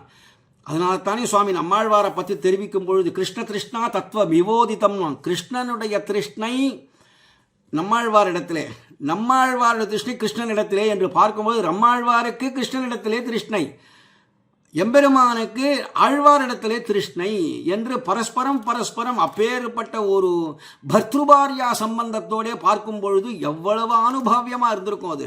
அதனால இந்த இடத்துல தெரிவிக்கும் பொழுது கருமை பெருமை மையலுமாம், அந்த மையல் அந்த எம்பெருமானுக்கு நம்மிடத்திலே மையல் உண்டாகிவிடும் அப்படின்னு அப்பேற்பட்ட திருமாலை லக்ஷ்மிநாதனாக இருக்கக்கூடிய எம்பெருமானைங்கிறாருங்க. நினைப்பன், அதாவது திருமாலை லக்ஷ்மிநாதனான அந்த எம்பெருமானை நீண்ட தோள் காண நினைப்பன், அவனுடைய சிறந்த தோள்கள், விசால வக்ஷஸ்தலம், அவனுக்கு கண்ணுமே காது வரைக்கும் நின்றுருக்கும், கருணாந்த கமல நேத்திரம், அவனுக்கு எல்லாமே பெருசு. ஆஜானு லம்பிதமான புஜன்னா முழந்தாள்கள், அதுக்கு கீழே அவனுக்கு கை நீண்டு இருக்கும். ஏன்னா எல்லாருக்கும் அள்ளி கொடுக்கணும் இல்லையா, அலம்புரிந்த நெடுந்தடக்கைன்னு விட்டார் திருமங்கை ஆழ்வார். அது மாதிரியான நீண்ட கைகளாச்சே. அதை போல அவனுக்கு வக்ஷஸ்தலமும் விஷாலமானது. அப்படி விஷாலமான வக்ஷஸ்தலமாக இருந்தால் தான் அகண்ட மார்பு, மலர் மார்பா வாய் திறவாய் அப்படின்னு சொல்லும்படியா, மலர் மார்பா விஷாலமா, எப்படி தாமரை இதழ் நன்னா அகண்டு மலர்ந்து இருக்குமோ அதுபோல எம்பெருமானுக்கும் இந்த விஷால வக்ஷஸ்தலம் மலர்ந்து இருக்கக்கூடியது. அப்படிங்கிறதுனாலே நீண்ட தோள் காண நினைப்பன் திருமாலை நீண்ட தோள் காண. அதை இப்படி நம்ம அன்வயிச்சின்றோமையானால், அதாவது திருமாலை லக்ஷ்மிநாதனான அந்த எம்பெருமானை நீண்ட தோள் காண நினைப்பன், அவனுடைய சிறந்த திருத்தோள்களை கண்டு அனுபவிப்பதற்காக நான் நினைத்து கொண்டே இருக்கிறேன். எதன் மூலமாக? நெஞ்சே நினைனாரே, அது மாதிரி இந்த இடத்துல நினைத்து கொண்டே இருக்கிறேன். நினைப்பார் ஒன்று பிறப்பும் நேரார், இப்படி எம்பெருமானையே நினைத்து கொண்டிருக்கவர்கள் யார்? அந்த பரமை காந்திகளோ அவர்களுடைய ஒரு வகை யோனி பிறப்பையும் நேரார் அடைய மாட்டார்கள். எம்பெருமானையே நினைச்சுட்டு இருந்தா அந்த பக்தி உருகிடும். அந்த பக்தினாலே மனசு உருகிறதுனாலே எத்திரம் உரலினோடு இணைந்திருந்து ஏங்கிய வழிவேன்னார். 6 மாதம் மோகிச்சு போனாரே சுவாமி நம்மாழ்வார் அந்த பரம பக்தியினாலே. மறுபடியும் பிறந்த வாரம் அப்படின்னு ஆரம்பித்தார், மறுபடியும் மோகிச்சு போயிட்டார் 6 மாதம் காலம். மறுபடியும் கண்கள் சிவந்து பெரியவாய் வாயும் சிவந்து கனிந்துன்னார் 8ஆம் பத்தில். அங்கேயும் அப்படியே மோகிச்சு போயிட்டார். கீழே 3 மாதம் மோகித்தார் அப்படின்னு. அப்போது அந்த எம்பெருமானை நினைக்குந்தோறும் அவனை பற்றி பேசும்தோறும் நமக்கு என்ன ஆச்சுன்னு கேட்டால், உலகியல் வாழ்க்கை எல்லாம் மறந்து போய் கடைசியில் என்ன ஆகும்னா, நினைப்பார் ஒன்று பிறப்பும் நேரார். அவர்களுக்கு அதுக்கு அடுத்தபடியாக அவன் திருவடி அடைய வேண்டியது தான். அவன் திருவடி அப்படின்னு நினைக்கும் பொழுது அவன் தாள்கள் தானே, அவன் தாழ் பற்றி கொள்வது தானே சுவாமி நமக்கு விஷயங்கள். அந்த தாழ் பற்றிக்கிறதுன்னு வரும்பொழுது அதுக்கப்புறம் சம்சார பாதைங்கிறது இருக்கவே இருக்காது. உமக்கு பரமபத பிராப்தி தந்தோம்னு சொன்னார் இல்லையா. எத்தனை பாகவதோத்தமர்களை பார்த்து எம்பெருமான் சொல்லியிருப்பான். நம்பெருமான் முக்கியமாக பராசர பட்டரை பார்த்து சாதிச்சாரே, உமக்கு பரமபதம் தந்தோம்னு. நான் போக மாட்டேன்னார் அவர். ஏன்னா பரமபதம் போயிட்டா அங்கேருந்து திரும்பி வருதல் இல்லை. நச்ச புனராவர்த்தந்தே என்று. அப்படி அங்கே போன பராசர பட்டர் திருப்பி வந்தாரோ? குரு பரம்பரையில் பார்த்தா திருப்பி வரல. என்னத்துக்காக போக மாட்டேன்னு சொன்னார்னு கேட்டால், அங்கேயும் நீ நம்பெருமாளாக சேவை கொடுப்பியா, சேவை சாதிப்பையா, நீ இங்கே பேசுவது போல அங்கே பேசுவையா, இங்கே நீயும் பெரிய பிராட்டியாருமாக சேர்ந்து இவ்விடத்திலே ரங்கநாதனும் பெரிய பிராட்டியாரும் எனக்கு தாயார் தகப்பனார் ஸ்தானமாக இருந்து இவ்வளவு நாள் பேசிக்கொண்டு இருந்தீரே, இப்பொழுது பரமபதம் தந்தோம்னு சொல்றீரே, அங்கே போனால் இதே காட்சி அங்கே உண்டா அப்படின்னு கேட்குறாரு இல்லையா. அப்படி ஆனால் அங்கே அப்படி ஒரு கால் எனக்கு அந்த காட்சி இல்லை, நீ நம்பெருமாளாகவே பார்க்க முடியவில்லை என்றால் நச்சபுனராவர்த்தந்தேன்னு சொல்லக்கூடிய சாஸ்திரங்களை பேதிச்சுண்டு மறுபடியும் இந்த பூலோகத்துக்கு தேவரரை அனுபவிப்பதற்கு இதே திருவரங்கத்துக்கு வந்துடுவேன்னு சொன்னார். இது வரைக்கும் வந்ததா தெரியல. அப்போ நம்பெருமாள் வைகுண்டத்திலே நம்பெருமாளாகவே காட்சி கொடுத்து கொண்டிருக்கிறான் பராசர பட்டருக்கு. அதுபோல் எத்தனை மகான்களுக்கு கொடுத்தான்னு சொல்லணும். வானமாமலை தாசர்னு ஒருத்தர் இருந்தார். அவருக்கு ஏற்கனவே வியாதி, உடம்பு பூரா வியாதி. அதனால அவருக்கு பரமபதம் தந்தோம்னார். அவர் பெரிய மகாபாகவதோத்தமராக இருந்தார். அவருக்கு அப்படி சொன்னதுமே அடுத்த க்ஷணமே என்ன ஆச்சுன்னார், ஆழ்வாருடைய பாசுரங்கள் தானே இவர்களுக்கெல்லாம் அனுபவத்தில் வரும். உடனே அப்படி திரும்பினாரோ இல்லையோ, நானேறப் பெறுகின்றேன் நரகத்தை நகுநெஞ்சே அப்படின்னுட்டார். திருவாட்டாறு பதிகத்தில் சொல்லும் பொழுது நான் ஏறப் பெறுகின்றேன், எனக்கு எப்பொழுது எம்பெருமான் பரமபதம் தந்தோம்னு திருவருவட்டம் சாத்தி அப்பேற்பட்ட திருமாலை விசேஷங்கள் எனக்கு எல்லாம் கொடுத்தானோ, ஸ்ரீ சடகோபன் சாதிச்சானோ, தீர்த்த பிரசாதங்கள் கொடுத்து பரமபதம் தந்தோம்னு சொல்ற பட்சத்தில் அடியே நான் ஏறப் பெறுகின்றேன். இது ஆழ்வார் பாசுரம். இது நான் ஏறப் பெறுகின்றேன் நரகத்தை நகுநெஞ்சேனார். அந்த நரகம்ங்கிறது என்ன சுவாமின்னா, அவருக்கு உடம்புல எத்தனை பாதைகள் என்ன வியாதிகள்லாம் இருந்ததோ அதையே அவர் நரகம்னுட்டார். அவர் அதை பார்த்ததுமே ஆழ்வார் தெரிவித்தது இனிமே பூலோகமே நரகம்னார். அவர் தன் வியாதி இனிமே வியாதி வைகுண்டத்தில் சிரமம் கொடுக்க போகிறது இல்லையா, அங்கதான் துக்கமே கிடையாது, எதுவுமே இல்லைன்னும் போது வியாதி புண்ணு எங்கே இருக்க போகிறது? பிணி பசி மூப்பு துன்பம்லாம் பூலோகத்தில் தானே சுவாமி. இந்த இகலோகத்தில் இருக்கக்கூடிய விஷயங்கள்லாம் அங்கே வராது இல்லையா, அதனாலே நரகத்தை நகுநெஞ்சே அப்படின்னார். இது மாதிரி எம்பெருமான் எந்த இடத்துல அனுகிரகம் பண்ணுறானோ அந்தந்த இடங்களுக்குலாம் அதன் பிறகு அது இனிமேல் சம்சார பாதைங்கிறதே இருக்காதுங்கிறதுனால தெரிவிக்கிறார் இங்க. ஒன்று பிறப்பும் நேரார், அப்படி நேரார்னே தெரிவிக்கிறார் இங்க. அவர்களுக்கு என்ன ஆகும்னாக்கா ஒரு வகை யோனி பிறப்பையும் அடைய மாட்டார்கள், ரொம்ப ஸ்பஷ்டமாக தெரிவிக்கிறார். அப்போ இதிலே நம்ம தெரிஞ்சுக்க வேண்டியது என்னன்னு கேட்டால், எம்பெருமானை அனுபவித்து அவனே கதி என்று பரமைகாந்திகளாக இருக்கும் பட்சத்திலே நமக்கு இதுதான் கடைசி ஜென்மம், இதுதான் கடைசி பிறப்பு என்றது நாம் புரிந்து கொள்ள வேணும். ஆழ்வார் சத்தியம் பண்றார், அடியேன் சொல்லலை. இனிமே நேரார், மேற்கொண்டு ஜென்மங்கள் பல யோனிகளிலும் அடைய மாட்டார்கள்னு தெரிவிச்சுட்டார்.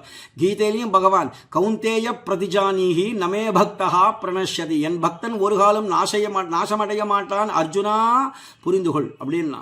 அதே விஷயத்தான் இங்கேயும் தெரிவிக்கிறார், அடைய மாட்டார்கள் அப்படின்னு விட்டாருங்க. அப்புறம் அத்தோள் தொழுதார், அந்த திருத்தோள்களை யார் தொழுபவர்களோ, இவர் தொழுவேன் அதுக்காக ஆசைப்படுறேன் நினைப்பன்னு சொன்னார் இல்லையா, அந்த தோள்களை யார் தொழுகிறார்களோ அவர்களை நேர எடுக்கிறார். தொழுதார் மனைப்பால் பிறந்தார் பிறந்து எய்தும் பேர் இன்பமெல்லாம் துறந்தார். அதாவது மனைப்பால் சம்சாரத்திலே பிறந்தவர்கள் ஜென்மம் எடுத்ததனால் அடையக்கூடிய சிற்றின்பங்களை எல்லாம் வெறுப்பர்கள். இதனாலே நமக்கு வரக்கூடியது எல்லாமே சிற்றின்பம், சின்ன இன்பம். இந்த இன்பத்தினாலே வரக்கூடியதெல்லாம் துன்பம்தான். இந்த சிற்றின்பம் அப்படிங்கிறது ஏதோ ஸ்திரீ புணர்ச்சின்னு எடுத்துக்கக்கூடாது. அது மட்டும் இல்லை, வேற எதையாவது ஒரு காமம் கொண்டு அந்த பொருளை வாங்கலாமா, அது அவர்கள் கிரகத்தில் இருக்க நம் கிரகத்திலும் இருந்தால் என்னென்ற ஒரு பொறாமையை கொண்டு அதனாலே பல விஷயங்களை ஈட்டுவதற்காக வேண்டி பொருள் எந்த விதத்திலேயாவது சம்பாதிக்கலாம்ங்கிறது கூட நஷ்டம்தான் நமக்கு. அதனாலே வரக்கூடிய சிரமங்கள் பகுதா பாதை தான் கொடுப்போமே தவிர அதனாலே நமக்கு நன்மை ஏற்படாது இல்லையா. அதனாலே அந்த அடையக்கூடிய சிற்பம் எல்லாம் அதெல்லாம் கூட கணிசிக்க மாட்டார்கள், வெறுப்பர்கள். வெறுப்பொடு சமணர் முண்டர் விதியில் சாக்கியர்கள் நின்பால் பொறுப்பரியனகள் பேசில் போவதே நோயதாகி குறிப்பெனக் கடையுமாகில் கூறுமேல் தலையை ஆங்கே அறுப்பதே கருமங்கண்டாயின்னு அவர்கள் விஷயத்திலேயே வெறுப்பொடு சமணர் முண்டர்னு அவர்கள் எம்பெருமானுடைய விஷயத்தை தெரிந்து கொள்ளாம அந்யதா பேசி அபார்த்த பரிகல்பனம் பண்ணக்கூடியவர்கள். அவர்கள் மேலேயே அப்படி தெரிவிப்பார் தொண்டரடிப்பொடி ஆழ்வார்னா. சாதாரண இச்சை வரக்கூடிய பொருள்கள்லாம் கணிசிப்பார்களோ ஆழ்வார்கள்லாம்? அப்படி இல்லையா. அதனால போதத்தாழ்வார் இங்கே ரொம்ப ஆச்சரியமாக தெரிவிக்கிறார் இந்த இடத்துல.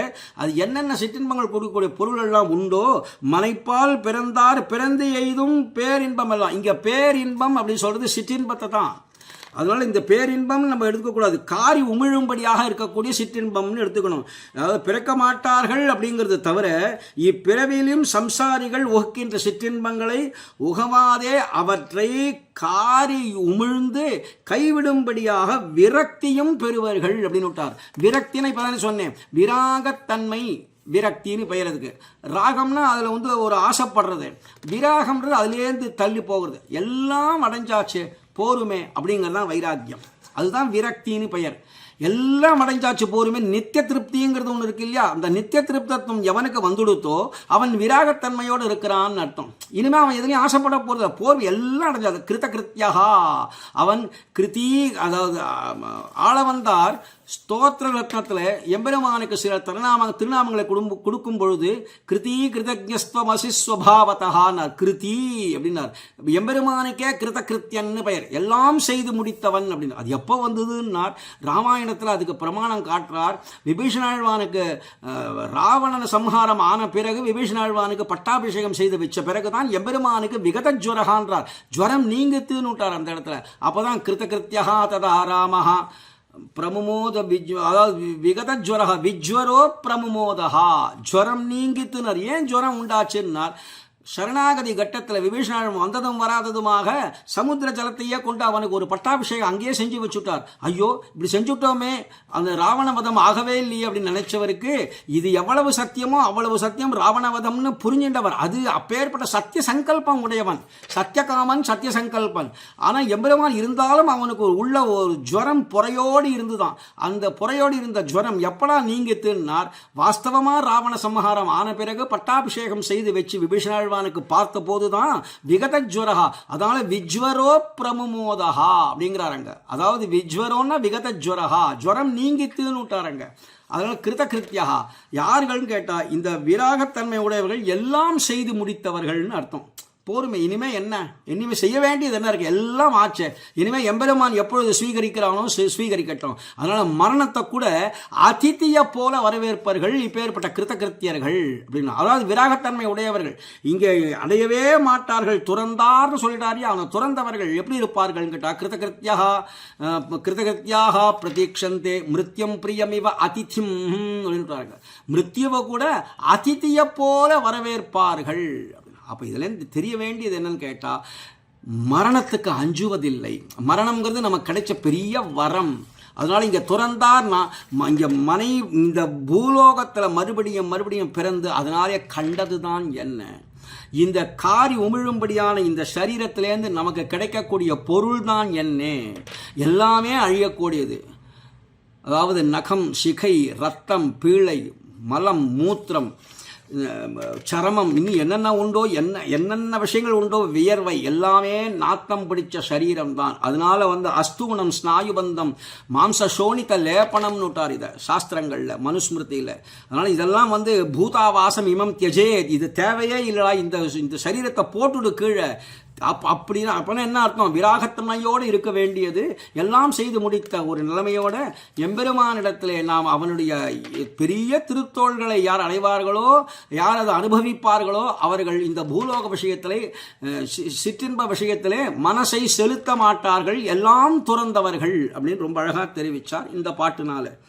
அடுத்தது 43வது பாசுரம், அதாவது நமக்கு 3வது பாசுரம். தோளிரண்டெட்டேழும் மூன்னும் முடியனைத்தும் தாளிரண்டும் வீழச் சரந்துறந்தான் தாளிரண்டும் ஆறு தொழுவாறு பாதமவை தொழுவதன்னே என் சீர்கெழுதோள் செய்யும் சிறப்பு. ஆஹா, என்ன அழகான வார்த்தையை தெரிவிக்கிறாருங்க. தோள் 2, 8, 7, 3 கூட்டினா 20 தோள். 20 தோள் யாருக்கு சுவாமி? 10 தலை 20 தோள்ங்கிறது ராவணனுக்கு தானே. அதனால இங்க சொல்றார் தோள் 2, 8, 7, 3, 2 8 10, 10 7 17, 17 3 20. ஆக 20 தோளும் முடி அனைத்தும் 10 தலை சொல்லும்படியான அந்த ராவணன் எல்லா தலைகளும் தாள் 2 தாள்கள். அந்த ராவணனுக்கு 2 தாள், அதுக்கு மேலே 20 தோள்கள், அதுக்கு மேலே 10 தலை. இத்தனையும் உடையவன் ராவணன் தானே. அவன் எல்லாம் தாழ் 2 வீழ முடியும்படியாக அப்படி சரம் துறந்தான் அப்படின்னாருங்க. சரம் துறந்தது அம்புகளை செலுத்தின பெருமாளுடைய. இது ஏன் சுவாமி இப்படி செய்யணும், அதை நேர 20 தோள்களும்னு சொல்லியிருக்கலாமே. அது சொல்றதுக்கு பதிலாக இப்போ என்ன தெரிவிக்கிறார், தோள் 2, 8, 7, 3ன்னு 20 இப்படி ஒரு கணக்கு கொடுப்பானே அப்படின்னு கேட்டா, அதாவது சின்ன பின்னப்படுத்துறதுக்கு முதல்ல என்ன பண்ணினானா எம்பெருமான் 2 தோள்களை அடித்து பார்த்தான். போறவில்லை அப்படின்றதுமே 8 தோள்களை மேல் கொண்டு அப்படியே சரண் துறந்து எல்லாத்தையும் சின்ன பின்னப்படுத்தும்படியாக பண்ணினான். அதுவும் போறவில்லை என்றதுமே மேல் கொண்டு இருக்கக்கூடிய 10ல் 7 தோள்களை அடித்தான். இன்னும் மீதி இருக்கிறது அதுவும் போனால்தான் இவன் முடிவனோ என்று நினைச்சு மேல் கொண்டு இருக்கக்கூடிய 3 தோள்களையும் அறுத்து அதன் பிறகு தாழ் 2ன்னாரங்க. அதனால் தாள்கள் என்னவோ 2 தானே ராவணன், அதைத்தானே காட்டினான் அவன். 10 தலை, ஆகா நான் 10 தலை ராவணனாக்கும் நான் சீதையை அபகரிக்கிற கட்டத்தில். அதனால 10 தலை ராவணன் போல வந்தானே அங்க சீதா பிராட்டியார் அபகரிக்கிற கட்டத்தில், அதை போல இங்க பெருமான் அதை பார்த்தார். அவன் ஒரு தலை 2 தோள்கள் 2 கால்களை காண்பிக்கலையே, திடீர்னு வந்ததும் வராததுமா 10 தலை அப்படின்னா 10 இந்திரியங்கள். அவனுடைய சரீரம் தான் மனசு. மனையேவ மனுஷியானாம் காரணம் பந்தமோக்ஷயோகோ என்று சொல்லும்படியாக பந்தத்துக்கும் இந்த மனசு தான் காரணமாக இருக்கு, மோட்சத்துக்கும் மனசு தான் காரணமாக இருக்கிறதுனால அந்த சரீரம் ராவணனுடைய சரீரம் மனசு. அது இந்திரியங்கள் 10 இந்திரியங்கள்னு சொன்னால் இந்திரியங்கள் என்ன பண்ணும், என்கிட்ட இணங்கிடுன்னு காமத்தை தான் காட்டும். சீதா பிராட்டியாட்ட அப்படி தான் பேசினான் அவன், எனக்கு நீ இணங்கிடுன்னு தான் பேசினான். அது அசடே இப்படி பேசுறிய நீ என் புத்திரன் இல்லையா அப்படின்னு அவள் விஷயத்தை எடுத்து சொல்லி அதன் பிறகு அவனுக்கு அவளே சாட்சாத்தாக சத்சங்கமாக இருந்து விதிதா சகிதர்மஜா சரணாகத வத்சலா தேன மைத்ரியே பவத்து தே எதி ஜீவித்தும் இச்சச ஜீவனம் உஜ்ஜீவனம். எதுவாக இருந்தாலும் எம்பெருமான் திருவடியில் போய் சேருன்னா தேன மைத்ரியே பவத்து தே அப்படின்னா, ஏன்னா அப்படி சொல்லியும் கூட அவங்க தான் இஷ்டம் இல்லையே, மரணம் ஆசைப்பட்டான் இல்லையா, மரணத்தை தானே தானே தேடிக்கிறான்.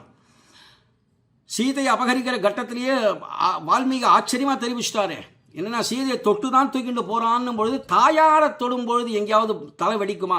எந்த பெண்ணையாவது கெட்ட எண்ணத்தோடு தொடுவையானால் உன் தலை 100ஆக வெடித்து சாவாய்னு பிரம்மா சாபம் இருக்கும்போது சீதா பிராட்டியாருக்கு தொடர்றதுக்கு முன்னாடி இந்த சாபம் உண்டாச்சு. இப்போ சீதா பிராட்டி கட்டி தொட்டு தான் தூக்கிட்டு போயிருக்கிறான். அப்போ தலை வெடிக்கலையே அப்படின்னா எல்லா இந்திரியங்களையும் வசப்படுத்தி இவள் தாயார்னு தெரிஞ்சுட்டு தாயாரை கொண்டு வச்சாதான் தகப்பன் கையால் மரணம் வரும் என்று தெரிந்து கொண்டு தான் சீதா பிராட்டியார் அபகரிக்கிறான். அப்போ தானே சரணாகதி பண்றான் தாயார்னு தெரிஞ்சு மனசமார்ப்பயத்து ஸ்வ ஆத்மவதாய ராவணகான்னு பதம் போட்டிருக்கிறார் வால்மீகி. ஸ்வ ஆத்மவதத்தை தானே தேடிண்டான். அப்ப எங்கேருந்து வந்தது அவனுக்கு? அப்பேற்பட்ட எல்லா இந்திரியங்களையும் வசப்படுத்தி எல்லாம் அழைச்சிட்டு போயிருக்கிறான். அப்ப தகப்பன் பார்க்கிறார்னும் பொழுது யாராக எப்படி அழைச்சிட்டு போறனோ அந்த ரூபத்தை காட்டுகிறேன்னு எம்பெருமான்கிட்ட காட்டினதுமே ஒவ்வொரு தலையாக எடுப்பதும் முடி எல்லாத்தையும் முடி அனைத்தும்ட்டாருங்க 10 எல்லா தலைகளையும் தாழ் 2ம்னார் 2 கால்களையும் எல்லாத்தையும் சேர்த்து சின்ன பின்னப்படுத்தி தான் அவனை கீழே பபாத்த பூமௌ அப்படின்னா அவன் கீழே விழுந்தான்னா தரணி தலே அவன் ஹிருதயம் பிபேத ஹிருதயத்தை பேதிச்சானோ இல்லையோ அதன் பிறகுதான் அவன் கீழே விழுந்தான். தலையை வெட்ட அவன் சாகலை, மரணம் எய்தலை. அது பிறகு ஹிருதயம் பிபேதன்னு விட்டார். அந்த சமயத்தில் தான் கீழே விழுந்தான். பபாத்த தரணி தலை. தரணி தலம்ங்கிறது என்னது? எம்பெருமான் திருவடி தான். பத்யாம் பூமிஹி வேதம் சொல்றது எம்பெருமானுடைய திருவடியில தான் பூமி இருக்குன்றார். அப்போ பூமியில கீழே விழுந்தானா என்ன அர்த்தம்? எம்பெருமான் திருவடி அடைந்தான் அப்படிங்கிற தாத்பரியம். அந்த தாத்பரியத்தோடு அந்த ஒரு சிந்தனையோட பார்க்கும் பொழுது, ஆனால் இங்கே ஆழ்வார் தெரிவிக்கிறார் அவனை சின்ன பின்னப்படுத்த முடியாது. முதல்ல கொஞ்சம் கொஞ்சமாக அடிச்சு எதுவும் போராதுன்றதுனால அவர் ஆரம்பத்தில் தெரிவித்த தோள் 2ம் 8ம் 7ம் 3ம் என்று இதை கணக்கு பண்ணி கொடுக்கிறார் அழகா.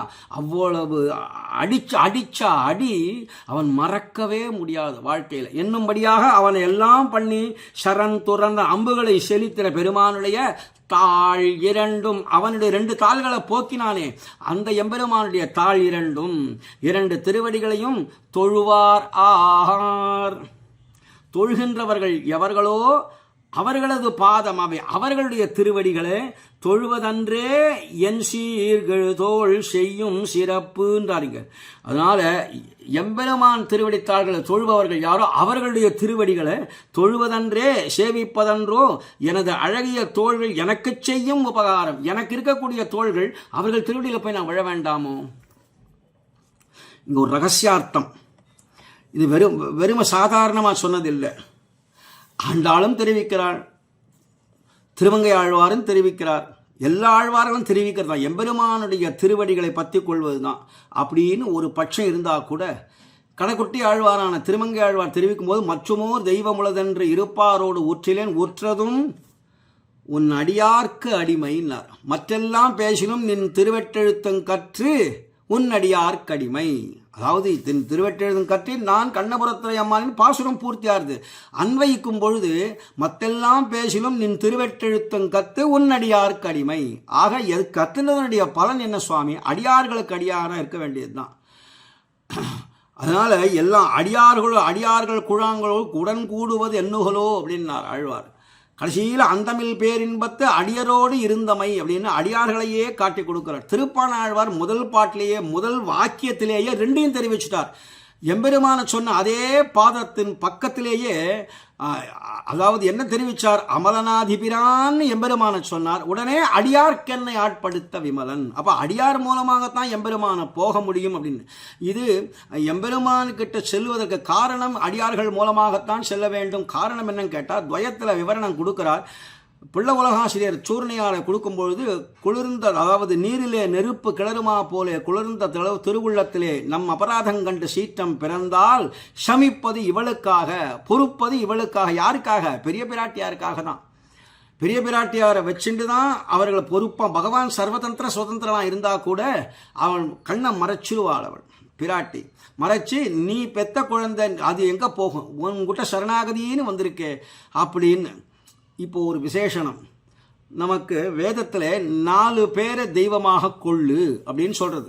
மாத்ரு தேவோ பவா, பித்ரு தேவோ பவா, ஆச்சாரிய தேவோ பவா, அதிதி தேவோ பவா என்று சொல்றது. மாதாவை தெய்வமாக கொள்ள வேணும், பிதாவை தெய்வமாக கொள்ள வேணும், ஆச்சாரியனை அதாவது எழுத்தறிவித்த ஆசானை தெய்வமாக கொள்ள வேணும், அதிதி தேவோப கிரகத்துக்கு வரக்கூடிய அதிதிகள் யார் உண்டோ அவர்களை தெய்வமாக கொள்ள வேணும் அப்படிங்கிறது. இது அந்யாபதேசமாக வெளிப்படையான சாதாரண அர்த்தங்கள் யார் கேட்டாலும் சொல்லுவார்கள். ஆனால் பெரிய பிராட்டியாரையே தெய்வமாக கொள், எம்பெருமானையே அவரே தான். அந்த எம்பெருமான் எப்பேற்பட்டவன்னா உலகுக்கோர் முந்தை தாய் தந்தை எல்லாமே அவனாக இருக்கிறதுனாலே அந்த எம்பெருமானை சொல்லி அவனையே பிதாவாக காட்டி சர்வ பிதாவாக இருக்கிறார் இல்லையா.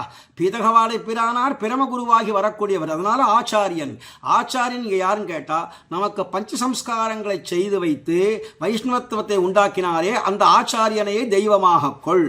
இது 3வது விஷயம்.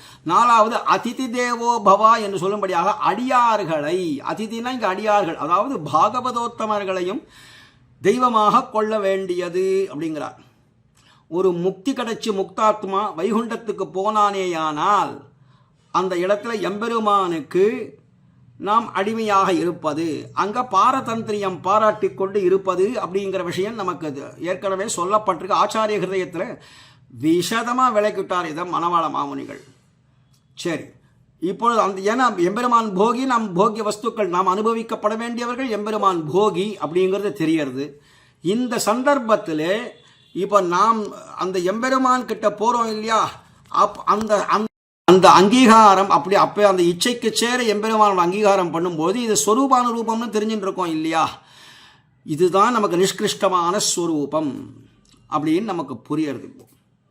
ஆச்சரியமான விஷயத்தை நம்ம காட்டி கொடுத்துருக்கிறார். அதைத்தான் இங்கே ஆழ்வார் தெரிவிக்கிறார். நமக்கு சாதாரணமாக எம்பெருமானிடத்தில் நேர போவதை காட்டிலும் அவனோட அடியார்கள் மூலமாகத்தான் எம்பெருமானிடத்திலே சேர வேண்டியது அப்படிங்கிறதுனாலே இச்சானுகுணமாக விநியோகம் கொள்ளும்படியான வஸ்து நாம இருக்கிறோம். அந்தமில் பேரின்பத்து அடியரோடு, அங்கே அடியரோடு இருக்கிறது தான் அங்கே விசேஷனம். அந்த அடியார் குழாங்களோடு உடன் கூடுவது என்றுகொலோன்னு பாரித்தார். நாமும் அப்படி பாரிக்க வேணும்னு நமக்கு தெரியும். இதுதான் நிஷ்கிருஷ்டமான ஸ்வரூபம் நமக்குன்னு தெரியாது. அது ஆழ்வார் இங்கே ரொம்ப வெளிப்படுத்தி காட்டுகிறார் இந்த இடத்துல. அதாவது எம்பெருமானுடைய திருவடி தாள்கள் தொழுவர்கள் எவர்களோ அவர்களுடைய திருவடியை அடியேன் தொழக்கடவது அப்படிங்கிறதுனால பாதமவை அந்த திருவடிகளை தொழுதன்றே என் சீர்கெழுதோள் எழுதோள் செய்யும் சிறப்புன்னுட்டார். அந்த எம்பெருமான திருவடிகளை தொழுபவர்கள் எவர்களோ அவர்களுடைய திருவடிகளை சேவிப்பதென்றோ எனது அழகிய தோள்கள் எனக்கு செய்யும் உபகாரம்.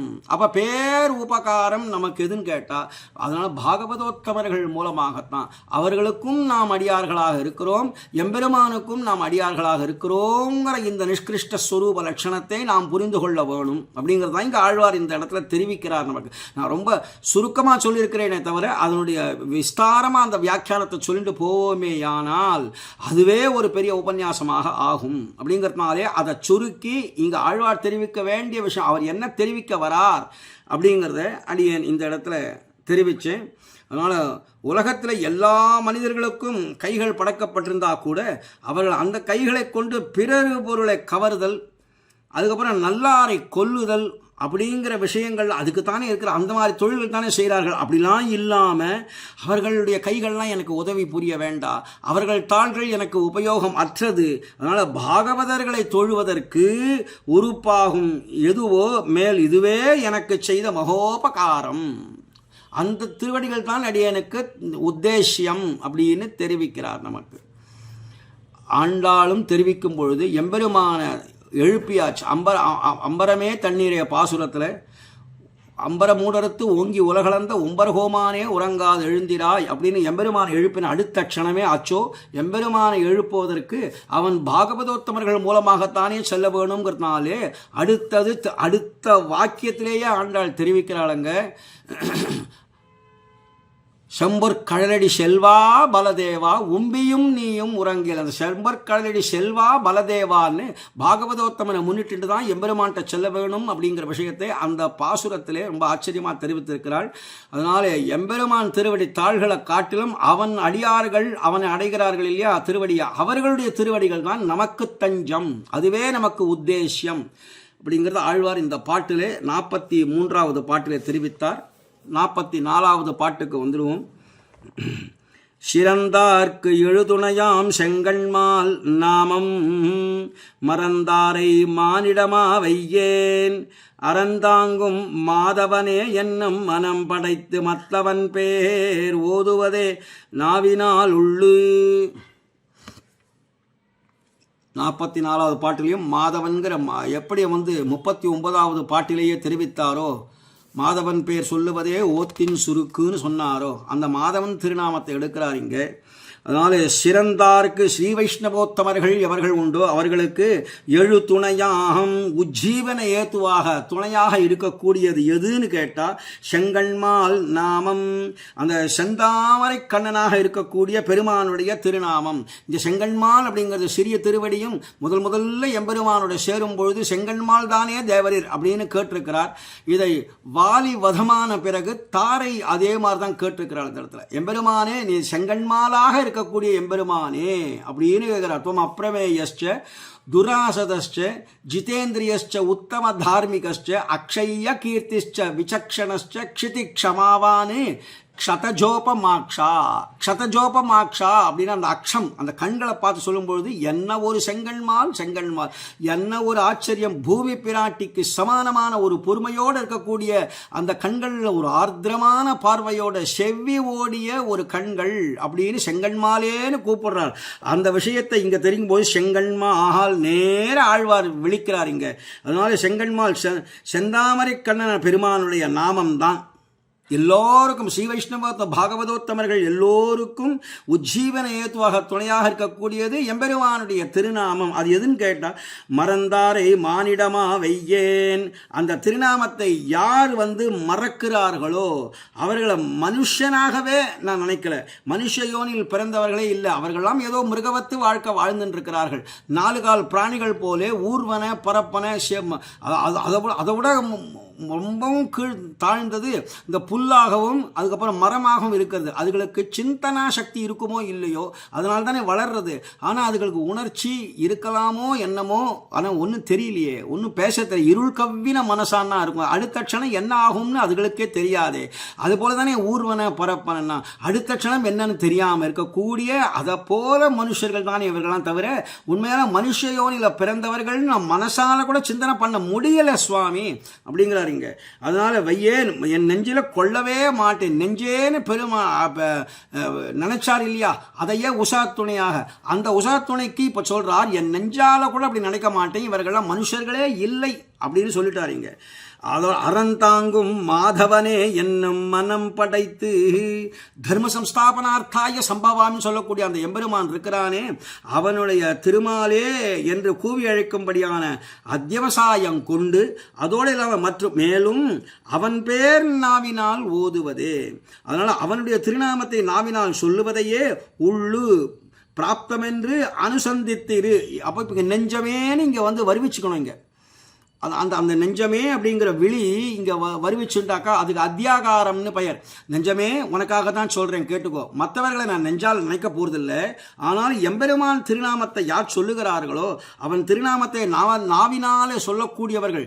ஏன்னா வாக்குனால சொல்லலாம், செயல்களாலே அவனுக்கு அஞ்சலி பண்ணலாம், கீழே விழுந்து நமோ நாராயணான்னு சேவிக்கலாம், மானசீகமானது. ஆனாலும் கூட நமக்கு புள்ள உலகாசிரியர் தெரிவிக்கிறார், அது வந்து காரியத்தால் சரி வாக்குனால சொன்னாலும் சரி பேற்றுக்கு இழவில்லை, ஆனாலும் மானசமாக கடவுது அப்படிங்கிறத மானசீகமாக இருக்கிறது தான் இங்கே விசேஷம். அதனால நெஞ்சமே அப்படின்னு இந்த நெஞ்சத்தை உள்ளு பிராப்தமென்று அனுசந்தானம் பண்ணி கொண்டு இரு அப்படின்னு இந்த பாசுரத்தை தெரிவிக்கிறார். அதாவது தாம் இருக்க வேண்டும்படியை தம்முடைய நெஞ்சுக்கு அவரே தானே தெரிவிக்கிறார், நெஞ்சுக்கு தெரிவிக்கிறார். பின்னாடி அந்த கடைசிய வாக்கியத்தில் சொல்லும் பொழுது சொல்கிறார், நெஞ்சே அப்படிங்கிற விழியை இங்கே வருவிச்சுண்டு உள்ளு அப்படிங்கிற ஒரு பதத்தை போட்டிருக்கிறார் இங்கே. அதனால் நெஞ்சமே தர்ம சம்ஸ்தாபனம் பண்ணுவதற்காக எவன் அவதாரம் பண்ணினானோ அவன் திருநாமம் மாதவன் அப்படின்னு இங்கே தெரிவிக்கிறார் இந்த பாசுரத்தில்.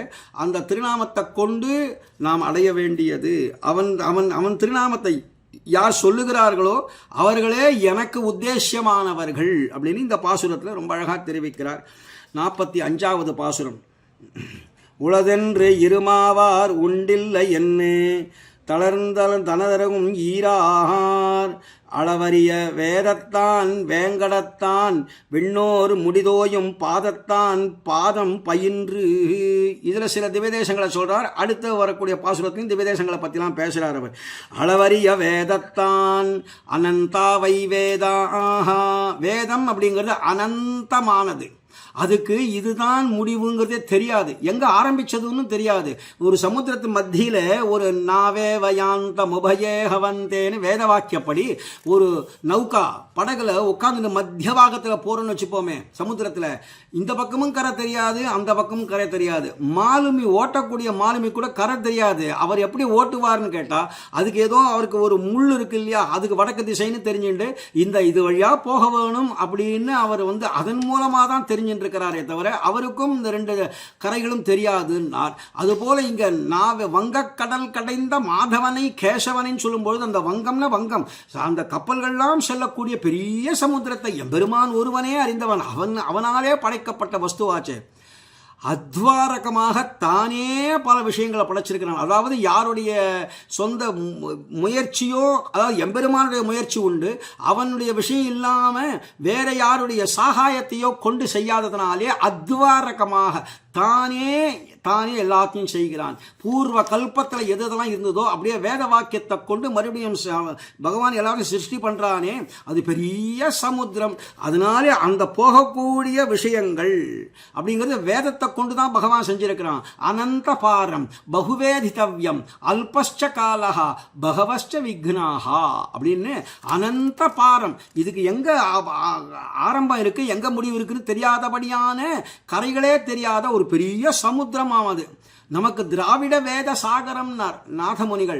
அதுபோல் இதுவும் திராவிட வேதமும் பெரிய சமுத்திரம். இதுக்கு எங்கே ஆரம்பம் எங்கே முடிவுனே தெரியாது.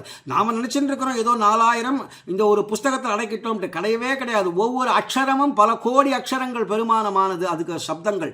நாம் அவ்வளோதான் தெரிஞ்சுட்டு இருக்கிறோம். நீ எவ்வளவோ விஷயங்கள் தெரியாதது இருக்குது. இதை நோண்ட நிறைய எடுக்க பல அர்த்தங்கள் உண்டாகும், பல விஷயங்கள் உண்டாகும், பல அக்ஷரங்கள் நமக்கு உண்டாகும். அதனால் ஆகஸ்தியமும் அனாதி அப்படின்னு விட்டார் ஆச்சாரிய ஹிருதயத்தில். அதனால் அப்பேற்பட்ட விஷயம் இந்த இடத்துல வேதத்தான் அப்படின்னா அந்த வேதமாகிய பிரதிபாத்தியமான எம்பெருமான எங்கேருந்து தெரிஞ்சுக்கிறது? அதனால அது அனந்த பாரம். அதுலேயும் உள்ளே போனால் பகுவேதித்தவ்யம் நிறைய தெரிஞ்சுக்க வேண்டியிருக்கு. காலமோ அல்பஸ்ச காலகா. நம்ம வாழறது எவ்வளோ சுவாமி? 80 வருஷமோ 90 வருஷமோ அவ்வளவுதானே வாழ போகிறோம். 4,32,000 வருஷம் கலிகாலத்தில் நாம் வாழ்ந்தது 90 வருஷம்னா 45 வருஷம்தான். ஏன்னா வேதனூர் பிராயம் 100 மனுஷர் தான் புகுவரேலும் பாதியும் உறங்கி போகும். பாதி தூங்கியே கழிச்சாச்சு. 100 வயசு ஒருத்தன் வாழ்ந்தான்னா 50 வருஷம் தூங்கி கழிக்கிறான் ராத்திரி. மீதி 50 வருஷம் பகலில் தானே முழிச்சுட்டு இருக்கிறான். அதுதானே உண்மையான வாழ்க்கை. அப்போ 50 வயசு தானே வாழ்ந்தான்னு அர்த்தமாகுது. பாதியும் உறங்கி போகும் நின்றதில் 15 ஆண்டு, மீதி 50 வருஷம். அதில் என்ன பேதை பாலகன் அது ஆகும் பிணி பசி மூப்பு துன்மை. இதை தவிர வேற என்ன சுவாமி கண்டோம்? அதனால அதெல்லாம் ஒரு வாழ்க்கையே இல்லையே. அதனால அந்த வேதம்ங்கிறது பகுவேதிதவ்யம் அல்பஷ்ட காலகா. அதுலேயும் தெரிஞ்சுக்கலாம்னு போனால் பகவஷ்ட விக்னாகா, பல விக்னங்கள் வந்துடுறது. மகான்களுக்கே விக்னம் வரும்போது நாமெல்லாம் எந்த மூலை? ஸ்ரேயாம்சி பகுவிக்னானி பவந்தி மகதாம் அப்படின்னு சொல்லும்படியாக சக்கரவர்த்தி திருமகனுக்கே சாட்சாத் நாளைக்கு பட்டாபிஷேகம்னு ஏற்பட்டு உடனே நின்று போச்சே சுவாமி. மகான்களுக்கே விக்னங்கள் வரும்போது நமக்கெல்லாம் எந்த மூலை? அதனால விக்னங்கள் தான் வரும். அப்போ இதுலேருந்து தெரிஞ்சுக்க வேண்டிய சாரத்தமமாக ஏதாவது ஒரு விஷயத்தை எடுத்துட்டு, எப்படி ஹம்சபக்ஷியானது ஜலத்தையும் பாலையும் சேர்த்து வச்சா பாலை ஸ்வீகரிச்சுட்டு ஜலத்தை தள்ளிடுமோ, அதுபோல் நம்ம சாரத்தமமான விஷயத்தை அங்கீகரிச்சுட்டு அன்று அங்கு அன்னமாய் அருமறை பயந்தான் அரங்கமா நகரமர்ந்தானேன்னு சொல்லும்படியாக அந்த அம்சபக்ஷிங்கிறது என்ன? அம்சகுஹ்யம், ரகசியத்தை சொல்லித்து இல்லையா? அந்த ரகசியத்தை தெரிஞ்சின்றாலே போரும். அதுதான் நமக்கு முமுட்சுப்படின்னு சொல்லும்படியான ரகசியத்ரயம். முக்கியமான விஷயங்கள் முமுட்சுப்படிவுக்கு அறிய வேண்டிய ரகசியங்கள் 3. அதை தெரிஞ்சின்றாலே போருமே உலகத்தில். அதனால இங்க தெரிவிக்கிறார் வேதத்தான், அப்பேற்பட்ட வேதத்தான் அந்த வேத பிரதிபாத்தியமான எம்பெருமான புரிஞ்சுக்கவே முடியாது, அவனை பற்றி அளவிடவே முடியாதுன்னு. அளவிட முடியாதபடி அனந்தமாயுள்ள வேதங்களினால் பிரதிபாதிக்கப்படுபவன் அவன் வேங்கடத்தான். அப்பேற்பட்டவன் எங்க இருக்கிறான்? நான் திருமலையில எழுந்தல் இருக்கிறானே. ஆனால் திருமலையிலே நிற்பவன் நமக்காக நின்ன திருக்கோலத்தில் எவ்வளவு காலமா நிற்கிறான் சுவாமி. விண்ணோர் முடிதோயும் பாதத்தான். நித்திய சூரிகள் முக்தாத்மாக்கள்லாம் ஓடி இந்த இடத்துல தலை தோயும்படியாக, பூமியிலே தோயும்படியாக திருவடியிலே விழுந்து அவனுக்கு பலவிதமான கைங்கரியங்கள் செய்யக்கூடியவர்கள் சேவகர்கள். அதாவது நமக்கு ஒழிவில் காலமெல்லாம் உடனாய் மன்னி வழுவையிலா அடிமை செய்ய வேணும் நாம்னு சுவாமி நம்மாழ்வார் தெரிவித்த பிரகாரம் இவர்கள்லாம் நித்திய சூரிகள். அவர்கள் முடிகள்லாம் பணிய பெற்ற திருவடிகளை உடையவனான எம்பெருமான். அவர்கள் முடிகள்லாம் எம்பெருமானுடைய திருவடி வாரத்தில் இருக்க. அப்படி உடையவனான அந்த எம்பெருமானுடைய பாதம் பயின்று திருவடிகளே பழகி இருக்கக்கூடியவர்கள். அவன் திருவடியே சதா சர்வகாலம் நினைச்சு பொற்றாமரை அடியே போற்றும் பொருள்களாய் என்று சொல்லும்படியாக அந்த அவர்கள் திருவடிகளிலே பழகி இருக்கக்கூடியவர்கள் எவர்களோ அவரது உளதென்று இருமாவார். தமக்கு செல்வம் உள்ளது என்று செருக்கு கொள்ள மாட்டார்கள். எம்பெருமான் திருவடியை பற்றி கொண்டவர்கள் நமக்கு இதெல்லாம் இருக்கு, எல்லாம் எம்பெருமானை சேர்ந்தது அப்படிங்கிறதுனாலே நம்ம இடத்துல இது இருக்குங்கிற செருக்கு இல்லவே இல்லை. முக்குறும்பு அறுத்தவர் குறத்தாழ்வான் இல்லையா? வஞ்ச முக்குறும்பாம். அதனால் எல்லாம் முக்குறும்பு அறுத்தவர், அதாவது தனமதம் வித்யாமதம் அபிஜனோ மதம்னு சொல்லும்படியான 3 குறும்புகளை அறுத்தவர் இல்லையா குறத்தாழ்வான். அதை போல இருக்கக்கூடிய மகான்கள் அப்படிங்கிறாருங்க. தமக்கு செல்வமுள்ள செருக்கு இருக்குன்னு நினைச்சுட்டு செருக்கு கொள்ள மாட்டார்கள்.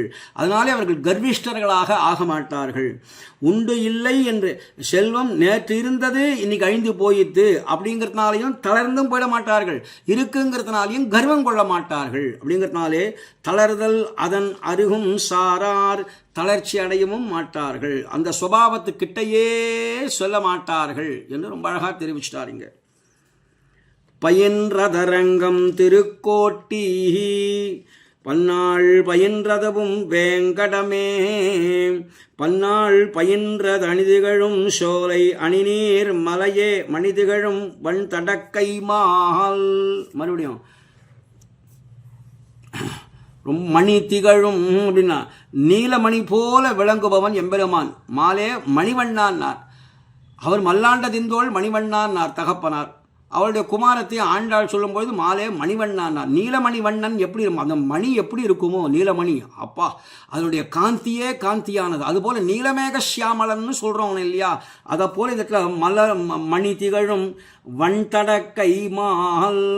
உதாரமா நீண்ட அலம்புரிந்த நெடுந்தடக்கை. இப்போ ஆரம்பத்தில் சொன்னோமே திருமங்கை ஆழ்வார் அனுபவிச்சார்னு, அதை போல உதாரமாய் நீண்ட திருக்கைகளை உடையவனான எம்பெருமான் பயின்றது நித்தியவாசம் செய்தொருளும் இடம். பயின்றதுன்னா எங்க பயின்று இருக்கக்கூடியவர் அப்படின்னா அரங்கம் திருக்கோட்டி அப்படின்னு. திருவரங்கத்திலையும் திருக்கோஷ்டியூரிலையும் எம்பெருமான் எழுந்தருளிருக்கிறார். அப்புறம் பல்நாள் பயின்றதவும் வேங்கடமே. அனாதி காலமாக பயின்றதுவும் நித்தியவாசம் செய்திருக்கக்கூடிய வேங்கடம் திருமாமலை, திருமலைன்னு தெரிவிக்கிறாருங்க. பல நாள் பயின்றதுவும் அணிதிகழும் சோலை, அணிநீர் மலை, அழகு விளங்குகின்ற சோலைகளை உடையத்தாக இந்த நிலவுக்கு அலங்காரமான திருநீர் மலை அப்படிங்கிறாருங்க.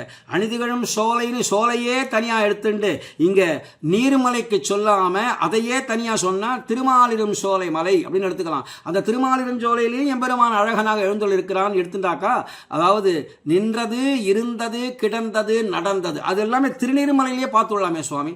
திருநீர்மலை சொல்றான், நின்னான், இருந்தான், கிடந்தான், நடந்தார் கிடம் மாமலையாவது நீர்மலையே அப்படின்னு விட்டாருங்க. அதனால திருநீர்மலையில் இவர் சொன்ன இந்த விஷயங்கள் எல்லாமே திருமாலிருஞ்சோலையில் நின்று திருக்கோலம், திருவேங்கடத்தில் நின்று திருக்கோலம், திருவரங்கத்தில் அப்பேற்பட்ட சயன திருக்கோலம்னார். அரங்கம் திருக்கோஷ்டியூர்லையும் சௌமிய நாராயணனாக அப்பேற்பட்ட சயன திருக்கோலம் தான் எம்பெருமானுக்கு. இப்படி எல்லா இடங்களையும் எடுத்து சொல்றார். பாகவதர்கள் லாப நஷ்டங்கள் எந்த வகுப்பும் வெறுப்பும் கொள்ளாதிருக்கும்படி எம்பெருமான் பல திவதேசங்கள் சந்நிதி பண்ணி இருக்கிறானே, அந்த அப்படி சந்நிதி எதுக்காகனா கிருஷி பண்ணி நம்மளை பத்தி உழவன் செய்யும் கிருஷி பலமிரே அப்படின்னார். நம்மளை அடைவதற்காகத்தான் எம்பெருமான் வந்திருக்கிறான். கிருஷி பண்ணி பண்ணி பண்ணி நம்மளை பதப்படுத்தி ஈரநெல் வித்தி முளைத்த நெஞ்சப்பெரும் செய்யுள் என்று ஆழ்வார் தெரிவிச்ச பிரகாரம் செய்யுள் இல்லை, செய்யுள்னா பாசுரம் நட்டோம். செய்யுள் செய்னாக்கா நஞ்சை புஞ்சை நிலம் போல இந்த ஹிருதயமாகிய இந்த பேர்பட்ட வயலை எம்பெருமான் உழுகிறான் அப்படின்னா, உழுது ஈரநெல் வித்தி முளைத்த நெஞ்ச பெரும் செய்யுள் பேரமர் காதல் கடல் புறைய விளைவித்த காரமர்மேனி நான் கண்ணன் தோழி கடியனை சொல்லும்போது தோழிக்கு சொல்லும்போது சொல்றாருங்க. ஆழ்வார் தெரிவிக்கிறார், தலைவியாக இருந்து கொண்டு அந்த எம்பெருமான் எப்பேற்பட்டவன், ஊரவர் கவ்வை எருவிட்டு யார் யாரெல்லாம் ஏசி பேசினார்களோ அதையே எருவாக போட்டு, அதுக்கப்புறம் அன்ன சொல் நீர் படுது, அன்னைகள் தாய்மார்கள் என்ன சொன்னார்களோ அதையே நீர் பாசனமாக பாசனத்துக்கு நீராக பாய்ச்சி அவர் ஈரநெல் வித்தி முளைத்த அந்த ஈரநெல்லை கொண்டு நாத்து நடவு நடந்து எல்லாமே எம்பெருமான் எனக்கு நெஞ்சப்பெரும் செய்யுள் அப்பேற்பட்ட இந்த வயலை உழுது எல்லாம் பண்ணினானே பக்தி உழவன் செய்யும் கிருஷி பலமிரேன்னு சொன்னார் இல்லையா. அதை போல இந்த இடத்துல எம்பெருமான் எப்பேற்பட்டவன் அப்படிங்கிறார். பல்நாள் பயின்றதும் எல்லாமே அந்த எம்பெருமான் திவதேசத்தில் நித்தியவாசம் பண்றதே நம்மை கிருஷி பண்ணி நம்மை சேர்த்துக் கொள்வதற்காகத்தானே. அதனாலே அப்படிப்பட்ட திவதேசங்களிலே சிலவத்தை பேசி அனுபவிச்சார். முன் பாசுரத்திலையும் தெரிவித்தார், இந்த பாசுரத்திலையும் திருக்கோஷ்டியூர் அப்பேற்பட்ட திருவரங்கம் என்னென்ன திவதேசங்கள் உண்டோ, திருவேங்கடம் சோலைன்னு சொல்றதுனால திருமாலிருஞ்சோலை எடுத்துக்கலாம். திருநீர்மலை நீர்வண்ண பெருமான், பெருமானே நீர்வண்ணனாக இருக்கக்கூடியவன் என்று ரொம்ப ஆச்சரியமாக தெரிவிக்கிறார். பாசுரந்தோறும் விதவிதமாக தெரிவிச்சுட்டே வரார். அப்புறம் மாலை அரியுருவன் பாதமலர் அணிந்து காலை தொழுதுமென் கைகோலி ஞாலம் அளந்திடத் துண்டுமிழ்ந்த வண்ணனை மத்தல்லால் உளங்கிடந்த வாத்தால் உணர்ந்து ஞாலம் பேர்ட பூமி முழுதையும் அளந்து கொண்டான். பூமியை மட்டுமா அளந்தான், சகல லோகத்தையும் அளந்து கொண்டான் இல்லையா. அப்பொழுது எல்லார் தலையிலையும் அவன் அஷ்டதீட்சையும் பண்ணினான், பாதத்தாலையும் தீண்டினான். அதனாலேயே நமக்கு திருவிக்கிரமாவதாரத்தினுடைய சம்பந்தம் நமக்கு ஏற்பட்டிருக்கிறதுனாலோ என்னவோ நாம் இப்பொழுது எம்பெருமானுடைய கல்யாண குணங்களை கேட்கும்படியான பாக்கியத்தை நம்ம தேர்ந்தெடுத்து கொண்டானே எம்பெருமான் அப்படிங்கிறதான் இந்த இடத்துல ஞாலம் அளந்து பூமியை முழுவதையும் அளந்து இடந்து மற்றொரு வராக அவதாரத்தில் வராகமாக ஆகி அந்த இடந்ததும் உண்டு உமிழ்ந்து அப்படின்னு சொல்லும்படியாக எல்லாத்தையும் உண்டாய் உலகள் முன்னமே உமிழ்ந்து மாயையால் புக்குன்னு நம்மாழ்வார் தெரிவித்த பிரகாரம் எல்லாத்தையும் பிரளய காலத்தில் தன் திருநாபிலே வைத்து சர்வ சம்ரக்ஷணம் பண்ணி மறுபடியும் உமிழ்ந்து எல்லாம் பிரபஞ்ச அது சிருஷ்டிகள்லாம் பண்ணி பிறகு வெளிப்படுத்தியும் இப்படி எல்லாம் ரக்ஷண தொழில் செஞ்ச அந்த அண்ணலை சர்வசுவாமியான எம்பெருமானை மற்றல்லால் உளங்கிடந்தவாற்றால் கீழ் சொன்ன இந்த வகையான ரட்சண தொழில்கள் எல்லாம் செஞ்சு அதுக்கு தவிர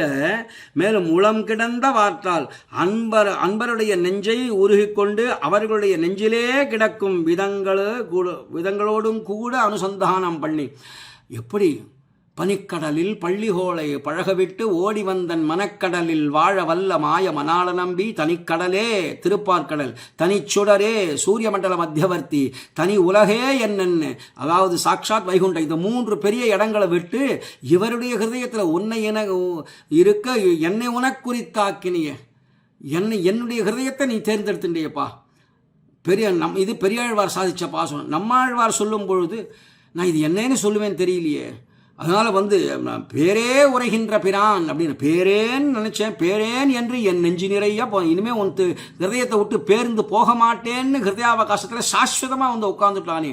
திருமாலிரும் சோலை மலை என்னேன்னு திருமால் என் நெஞ்சு, நான் திருமாலிரும் சோலை மலைன்னு தான் சுவாமி சொன்னேன். அதுக்கே எம்பெருமான் என்னை பிராப்பியமாக உள்ள ஆச்சரியமாக எழுந்தொள் இருக்கிறானே அப்படின்னார். உடலெனக்கு உருகுமாலோ என் செய்கேன் உலகத்தீரேனார் திருமாலையில். இப்படி ஆழ்வார்கள்லாம் உடலே உருகிறது அவர்களுக்கெல்லாம். அதே மாதிரி தான் சாட்சாத் நம்மாழ்வாருக்கும் உடல் உருகிறதுன்னு விட்டாராங்க. அதாவது சீரார் ஆறாவமுதே அடியேன் உடலம் நின்பால் அன்பா ஏனார். அந்த உடல் உருகிற விஷயத்தை அங்கே தெரிவிச்சார் அப்படின்னு. இப்படி எல்லோருக்கும் அவர் உடல் உருகிறது அல்லது ஹிருதயாவகாசத்தில் எம்பெருமான் எழுந்தொழிக்கக்கூடிய பரமகாருண்யாதிசயம். அதுக்கு பேர் என்ன கேட்டால் சௌலபியம். சௌலபியசீலன் இல்லையா எம்பெருமான். அதனால சௌலபியம் உளங்கிடந்த வாற்றால் அப்படின்னா அந்த அன்பருடைய நெஞ்சில் ஹிருதயாவகாசத்தில் சாஸ்வதமாக எழுந்திருக்கிற அந்த நிலைமையை அனுசந்தானம் பண்ணி உணர்ந்து அனுசந்தானம் பண்ணி முன்பொருகால் பிரகலாதனுக்கு செய்வதற்காக மாலை அறிவுருவன் அந்த மாலை பொழுதிலே சாயங்கால வேளையிலே அறிவுருவனாக ஆனான். சாட்சாத் நரசிங்கமூர்த்தியாக தோன்றின அந்த பெருமானுடைய பாதம் திருவடிகளே மலரணிந்த காலை மலர் புஷ்பங்களாலே அலங்கரித்து சிற்றஞ்சிறுகாலையிலே எப்பொழுது வாய்க்கப்படுகிறதோ அதுதான் சிற்றஞ்சிறுகாலைன்னு சொன்னோம். அந்த சிற்றஞ்சிறுகாலையில் கைகோலி தொழுது எழுமின், கை வணங்கி கூப்பி எழுமின். கை வணங்கலாமா, கீழே சேவிக்கலாமா, பிரதட்சிணம் பண்ணலாமா அப்படின்னாக்கா இதெல்லாம் பரம பாகவதோத்தமர்களுடைய நிலை. அது செய்யலாமா கூடாதாங்கிறது அவர்கள் தான் விசாரம் பண்ணணுமே தவிர நமக்கு பொதுவான ஜனங்களுக்கு துயரறு சுடரடி தொழுது எழு என் மனநேன்னார், மாலை நன்னி தொழுது எழுமினோ வெனகடன்னார். அது சாதாரண ஜனங்களுக்கு. ஆழ்வார் போல பரமபக்தி உள்ளவர்களுக்கு அதுவே பிசகு. அதை செஞ்சால் எம்பெருமான் அழுதுருவானா. ஆழ்வார்கள்லாம் அஞ்சலி பண்ணினாலும் பிசகு தான், பிரதட்சிணம் பண்ண மாட்டார்கள், கீழே நமஸ்காரம் பண்ணினா அதுவே பிசகுன்னு நான் சொல்லலை. ஈடு 36,000 படியில் நம்மள ரொம்ப அழகாக தெரிவிக்கிறார். இது அஞ்சிரைய மடனாராய் பதிகத்துக்காக தெரிவிக்கிறார். இது என்ன தேவருடைய கிருபைக்கு தண்ணீர் துரும்பாக ஏதேனும் பிரதட்சிண நமஸ்காராதிகள் பண்ணிட்டுண்டோ அப்படின்னு கேட்குறாருங்க. இவர் இப்படி ஏதாவது பிரதட்சிண நமஸ்காரம் பண்ணினா அது உம்முடைய திருவுள்ளத்தில் நோகும்படியாக ஆயிடுத்தோ, அது அபச்சாரப்பட்டது போல் ஆயிடுத்தோ, ஏன் இவருடைய என்பழைத்தால் திருவடியின் தகவினுக்கு என்றொரு வாய்ச்சொல் அப்படிங்கிற இடத்துல ஏன் இப்படிலாம் பண்ணினீர் அப்படின்னு கேட்கும்படியா. இவள் ஏதாவது தப்பு பண்ணினாளா, பராங்குஷ நாயகி தப்பு பண்ணினாளோ அப்படின்னு. ஆனால் பொதுவான ஜனங்களுக்கு இது மாதிரி கை தொழுது எழுதல் அப்படிங்கிறதெல்லாம் பொதுவான விஷயம். அது நம்ம போன இன்னும் அந்த பக்தி அந்த அளவுக்கு அந்த பக்தி உயரலை இல்லையா. மகான்களை இன்றைக்கும் திவ்யதேசத்தில் பார்த்தா தெரியும். சந்நிதிக்கு வருவார்கள், கோஷ்டியில் சேர்ந்து அந்த பாகவதோத்தமர்களை அளவலாவிட்டு எம்பெருமான் தரிசனத்தை கண்ணார கண்டுட்டு போயிட்டே இருப்பார்களே தவிர கையெடுத்து அஞ்சலியோ கீழே விழுந்து நமஸ்காரமோ பிரதட்சிணமோ பண்ண மாட்டார்கள். இது அவர்களுடைய நிலைமை. அது அதனால அப்படி விஷயத்தை தெரிவிக்கிறாருங்க. மாலை அந்த உணர்ந்து மாலை அறிவுருவன் பாதமலர் அணிந்து காலை கைகோலி தொழுது எழுமின், கைகூப்பி வணங்கி எழுமின் அப்படின்னா ஆசீர்வாதம் உஜ்ஜீவியுங்கள். அங்கே ஏற்கனவே துயரறு சுடரடி தொழுது எழு என் மனனேன்னு சொல்லும் பொழுது துயரறு சுடரடின்னு சொன்னதுனாலே வஸ்து நிர்தேசம், தொழுது அப்படிங்கிறதுனாலே கீழே வருது நமஸ்காரம், அப்புறம் எழுமின் அப்படிங்கிறதுனாலே ஆசீர்வாதம். அதனால் இந்த இடத்துல எழுமின் அப்படிங்கிறதுனாலே உஜ்ஜீவியுங்கள் அப்படின்னு ஆசீர்வாதம் பண்ணுறாருங்க. இந்த இடத்துலையும் எம்பெருமானுடைய திருவடின்னு சொன்னதுனாலே அதே தான் அவருடைய வஸ்து நிர்தேசம் பண்ணினார். எம்பெருமான் அப்படின்னு அந்த மாதவன்கிற திருநாமத்தை சொல்லி அவனே அப்படின்னு சொல்லிட்டு அடுத்தபடியாக தொழுதுன்னு சொன்னதுனாலே நமஸ்காரத்தை சொல்லி எழுமின் அப்படின்னு உஜ்ஜீவியங்கள்னு ஆசீர்வாதமும் பண்ணுகிறார் அப்படின்னு தெரிகிறது. 48வது பாசுரம். உணர்ந்தாய் மறைநான்கும் ஓதினாய் நீதி மணந்தாய் மலர்மகள் தோள் மாலே மணந்தாய் போய் வேயிரும் சாரல் வியலிரு ஞாலம் சூழ் மாயிரும் சோலை மலை மாலே ஹே சர்வேஸ்வரனே. இதை கூட வேறு எப்படி அழைப்பார் அவர்? சர்வேஸ்வரனே மறை நான்கும் 4 வேதங்களையும் உணர்ந்தாய். அப்போ பிரளயந்தோறும் ஞாபகத்தில் நீ வச்சுருக்கிறப்பா. எங்களுக்கு உணர்த்தினாய்ங்கிறது போக எல்லாத்தையும் நீ அள்ளி காருணிகனான சர்வேஸ்வரன் அப்படின்னு எல்லாத்தையும் எங்களுக்கு ஞான கலைகள் அத்தனையும் அள்ளி கொடுத்துட்ட. ஆனால் நீயும் உணர்ந்து தானே எல்லாத்தையும் செய்கிறார். யதா பூர்வம் அகல்பயத்து சூர்யா சந்திரமசௌ தாத்தா யதா பூர்வம் அகல்பயத்து வேதம் சொல்கிற பிரகாரம் முன் கல்பத்தில் எப்படி இருந்ததோ அதை அப்படியே தான் உணர்ந்து அத்தனை பிரபஞ்சாதி சிருஷ்டிகளை பண்ணுறானே. அதனாலே உணர்ந்தாய் ரொம்ப அழகாக தெரிவிக்கிறார். இது மாதிரி இனிமேல் யாருமே நபூதோ ந பவிஷ்யது, இனிமேல் யாரும் தெரிவிப்பதற்கு மனுஷர்களே இல்லைன்னு சொல்லிடலாம்படியாக. அதனால பிரளயந்தோறும் ஞாபகத்தில் வைத்துக் கொண்டிருந்து பிறகு வெளியிடுகிறாய்.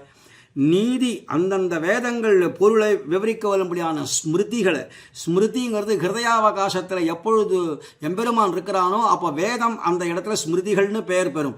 அதனாலே பெயர்பட்ட நீதி நூல்களை கலைகளும் நீதி நூலும் அப்படிங்கிறதுனாலே இந்த இடத்துல அந்த ஸ்மிருதி முதலிய உபபிரம்மண நூல்களையும் ஓதினாய் மனு முதலிய மகரிஷிகள் மூலமாக சத்வாரகமாக அவர்கள் மூலமாக அருளி செய்கின்றாய். சரி, மலர்மகள் தோள் மணந்தாய் பூமி பிராட்டி பிறந்து மலர்மகள் அப்பேற்பட்ட பூமியில பிறந்து பெரிய பிராட்டியாருடைய திருத்தோளோடே கூடி வாழ்கின்றாய். மணந்தாய் மணந்து இருத்தல் கூடி இருத்தல் கூடி வாழ்கின்றாய். வேய் இரும் சாரல் அதாவது மூங்கில்கள் நிறைந்த தாழ்வரை உடையதும் வியல் அற்புதமானதும் இருஞாலம் சூழ் பரந்த இந்த பூமியில் உள்ளவர்கள் பிரதட்சிணம் செய்யப்படுவதான மாயிரும் சோலை மலை மேல் திருமாலிரும் சோலை மலை மேலே வந்து மணந்தாய் திருவுள்ள முகந்து வாழ்கின்றாய் அப்படின்னு. திருமாலிரும் சோலை மலையை பற்றி இப்போ தான் சொன்னோம். திருமாலிரும் சோலை மலைன்னு சொன்னாலே அந்த மலை பிராபகமான விஷயம் ரெண்டும் இங்கே ஒன்றாக ஆகி திருமாலிரும் சோலை மலையே பெருமான எப்போ வானமாமலையே அடியேன் தொழ வந்துருளேன்னு வானமாமலைன்னு ஒரு சுவாமிக்கே திருநாமம். அதனால இந்த வானமாமலையேன்னு அந்த பெருமாள் பெயரை சொன்னாலே அந்த வானமாமலை பெருமாள் நம்ம உள்ள இருப்பது போல திருமாலிரும் சோலை மலைன்னு சொன்னா போறோம். அது என்னையே சொன்னான் அப்படின்னு பாவிச்சுண்டு அவன் எம்பெருமான் திருவுள்ளத்திலே வந்து அப்படி இருப்பானே. அதனால எம்பெருமானே நீயே உணர்ந்து உணர்ந்து அத்தனையும் அள்ளி கொடுத்தவனாத்தே. அதனால இருஞாலம் சூழ் அப்படின்னு சொல்லும்படியாக இந்த பரந்த இப்பூமியில் உள்ளவர்கள் பிரதட்சிணம் செய்யப்படுவதாகிய திருமாலிரும் சோலை மலையில வந்து திருவுள்ளம் முகந்து வாழ்கின்றாய். எதுக்காக? நம்மாழ்வார் போன்றவர்களை அங்கீகாரம் பண்ணி அவர்களை வளைத்து பிடித்து தன் திருவடியில் சேர்த்து கொள்வதற்காகத்தானே. 49வது பாட்டு.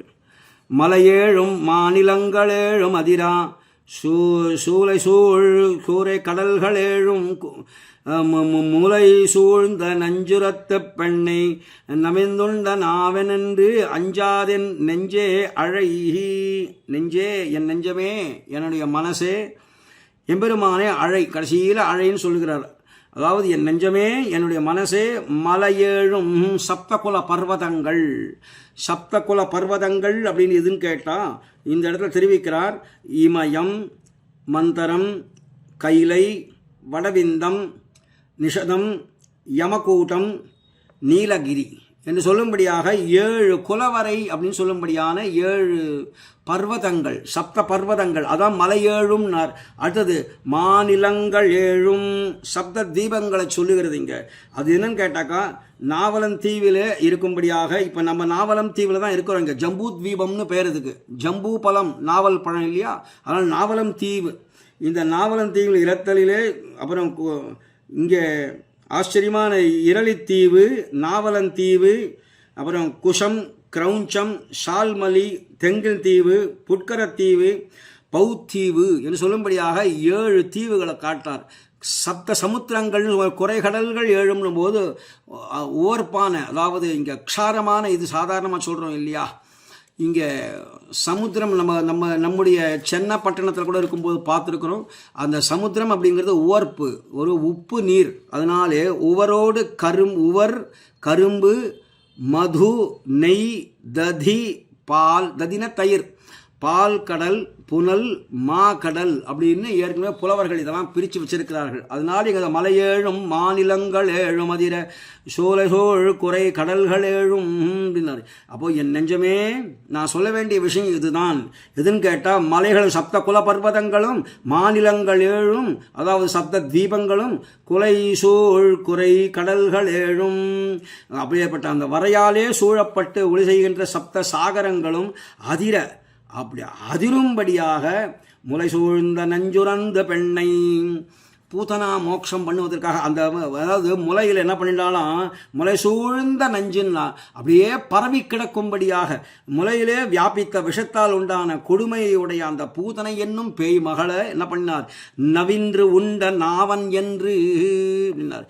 முலை உண்ணும் போது இடையிடையே மழல சொற்கள் சொல்லிக்கொண்டே, ஏன்னா முலை சாப்பிடும்போது குழந்தைகள்லாம் ஏதோ கழுக்குன்னு சிரிச்சுண்டோ இல்லை ஏதோ சில சப்தங்கள் கொடுத்துண்டோ சாப்பிடும் இல்லையா, அதை போல இங்கே வந்து சப்தங்கள் கொடுத்துண்டே உண்ட அந்த உண்டு முடித்த நாவன் என்று திருப்பவளத்தை உடையவன் அப்படின்னு சொல்லி அஞ்சாது அழை கூசாமல் வாய்விட்டு கூப்பிடு.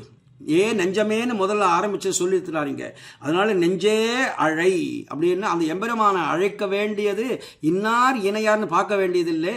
யார் யாருக்கோ மோட்சம் கொடுக்கக்கூடியவன், அந்த முலையிலே வியாபித்திருக்கக்கூடிய விஷயத்தை கூட உண்ட நாவன், அந்த நாவை உடையவன், அதாவது திருப்பவளத்தை உடையவன், அந்த எம்பெருமானுடைய பெயரை சொல்லி எந்த விதமான நம் தாய் தகப்பன் பெயரை சொல்லி அழைப்பதற்கு நான் அப்பா தகப்பன் தாயார் அப்படிங்கிறவர்கிட்ட அப்பா அம்மான்னு சொல்லி அழைப்பதற்கு, அம்மேன்னு கூப்பிடுறதுக்கு ஏதாவது லஜ்ஜை வேணுமோ, தகப்பனேன்னு சொல்கிறதுக்கு ஏதாவது லஜ்ஜப்படணுமோ, அதனால் கூசாமல் வாய் விட்டு கூப்பிடுன்னுட்டாருங்க. அதனால் எம்பெருமான் நமக்கு உலகக்கோர் முந்தை தாய் தந்தை அத்தனாகி அன்னையாகி ஆளுமெம்பிரானுமாய் ஒத்து ஒவ்வாத பல்பிறப்பு எல்லாத்தையும் மாய் தொழுக்கும்படியான எம்பெருமானாச்சே, அவனிடத்துல போய் அவனை கூப்பிடுறதுக்கு நமக்கு எதுக்கு கூச வேண்டும், நமக்கு ஏது அப்பேற்பட்ட சிரமங்கள், அதனால கூசாமல் அழை அப்படிங்கிறார். அப்புறம் அழைப்பன் திருமாலை ஆங்கவர்கள் சொன்ன பிழைப்பில் பெரும் பெயரே பேசி இழைப்பறிய வாயவனே யாதவனே என்னவனை யார் முகப்பும் மாயவனே என்ன மதித்து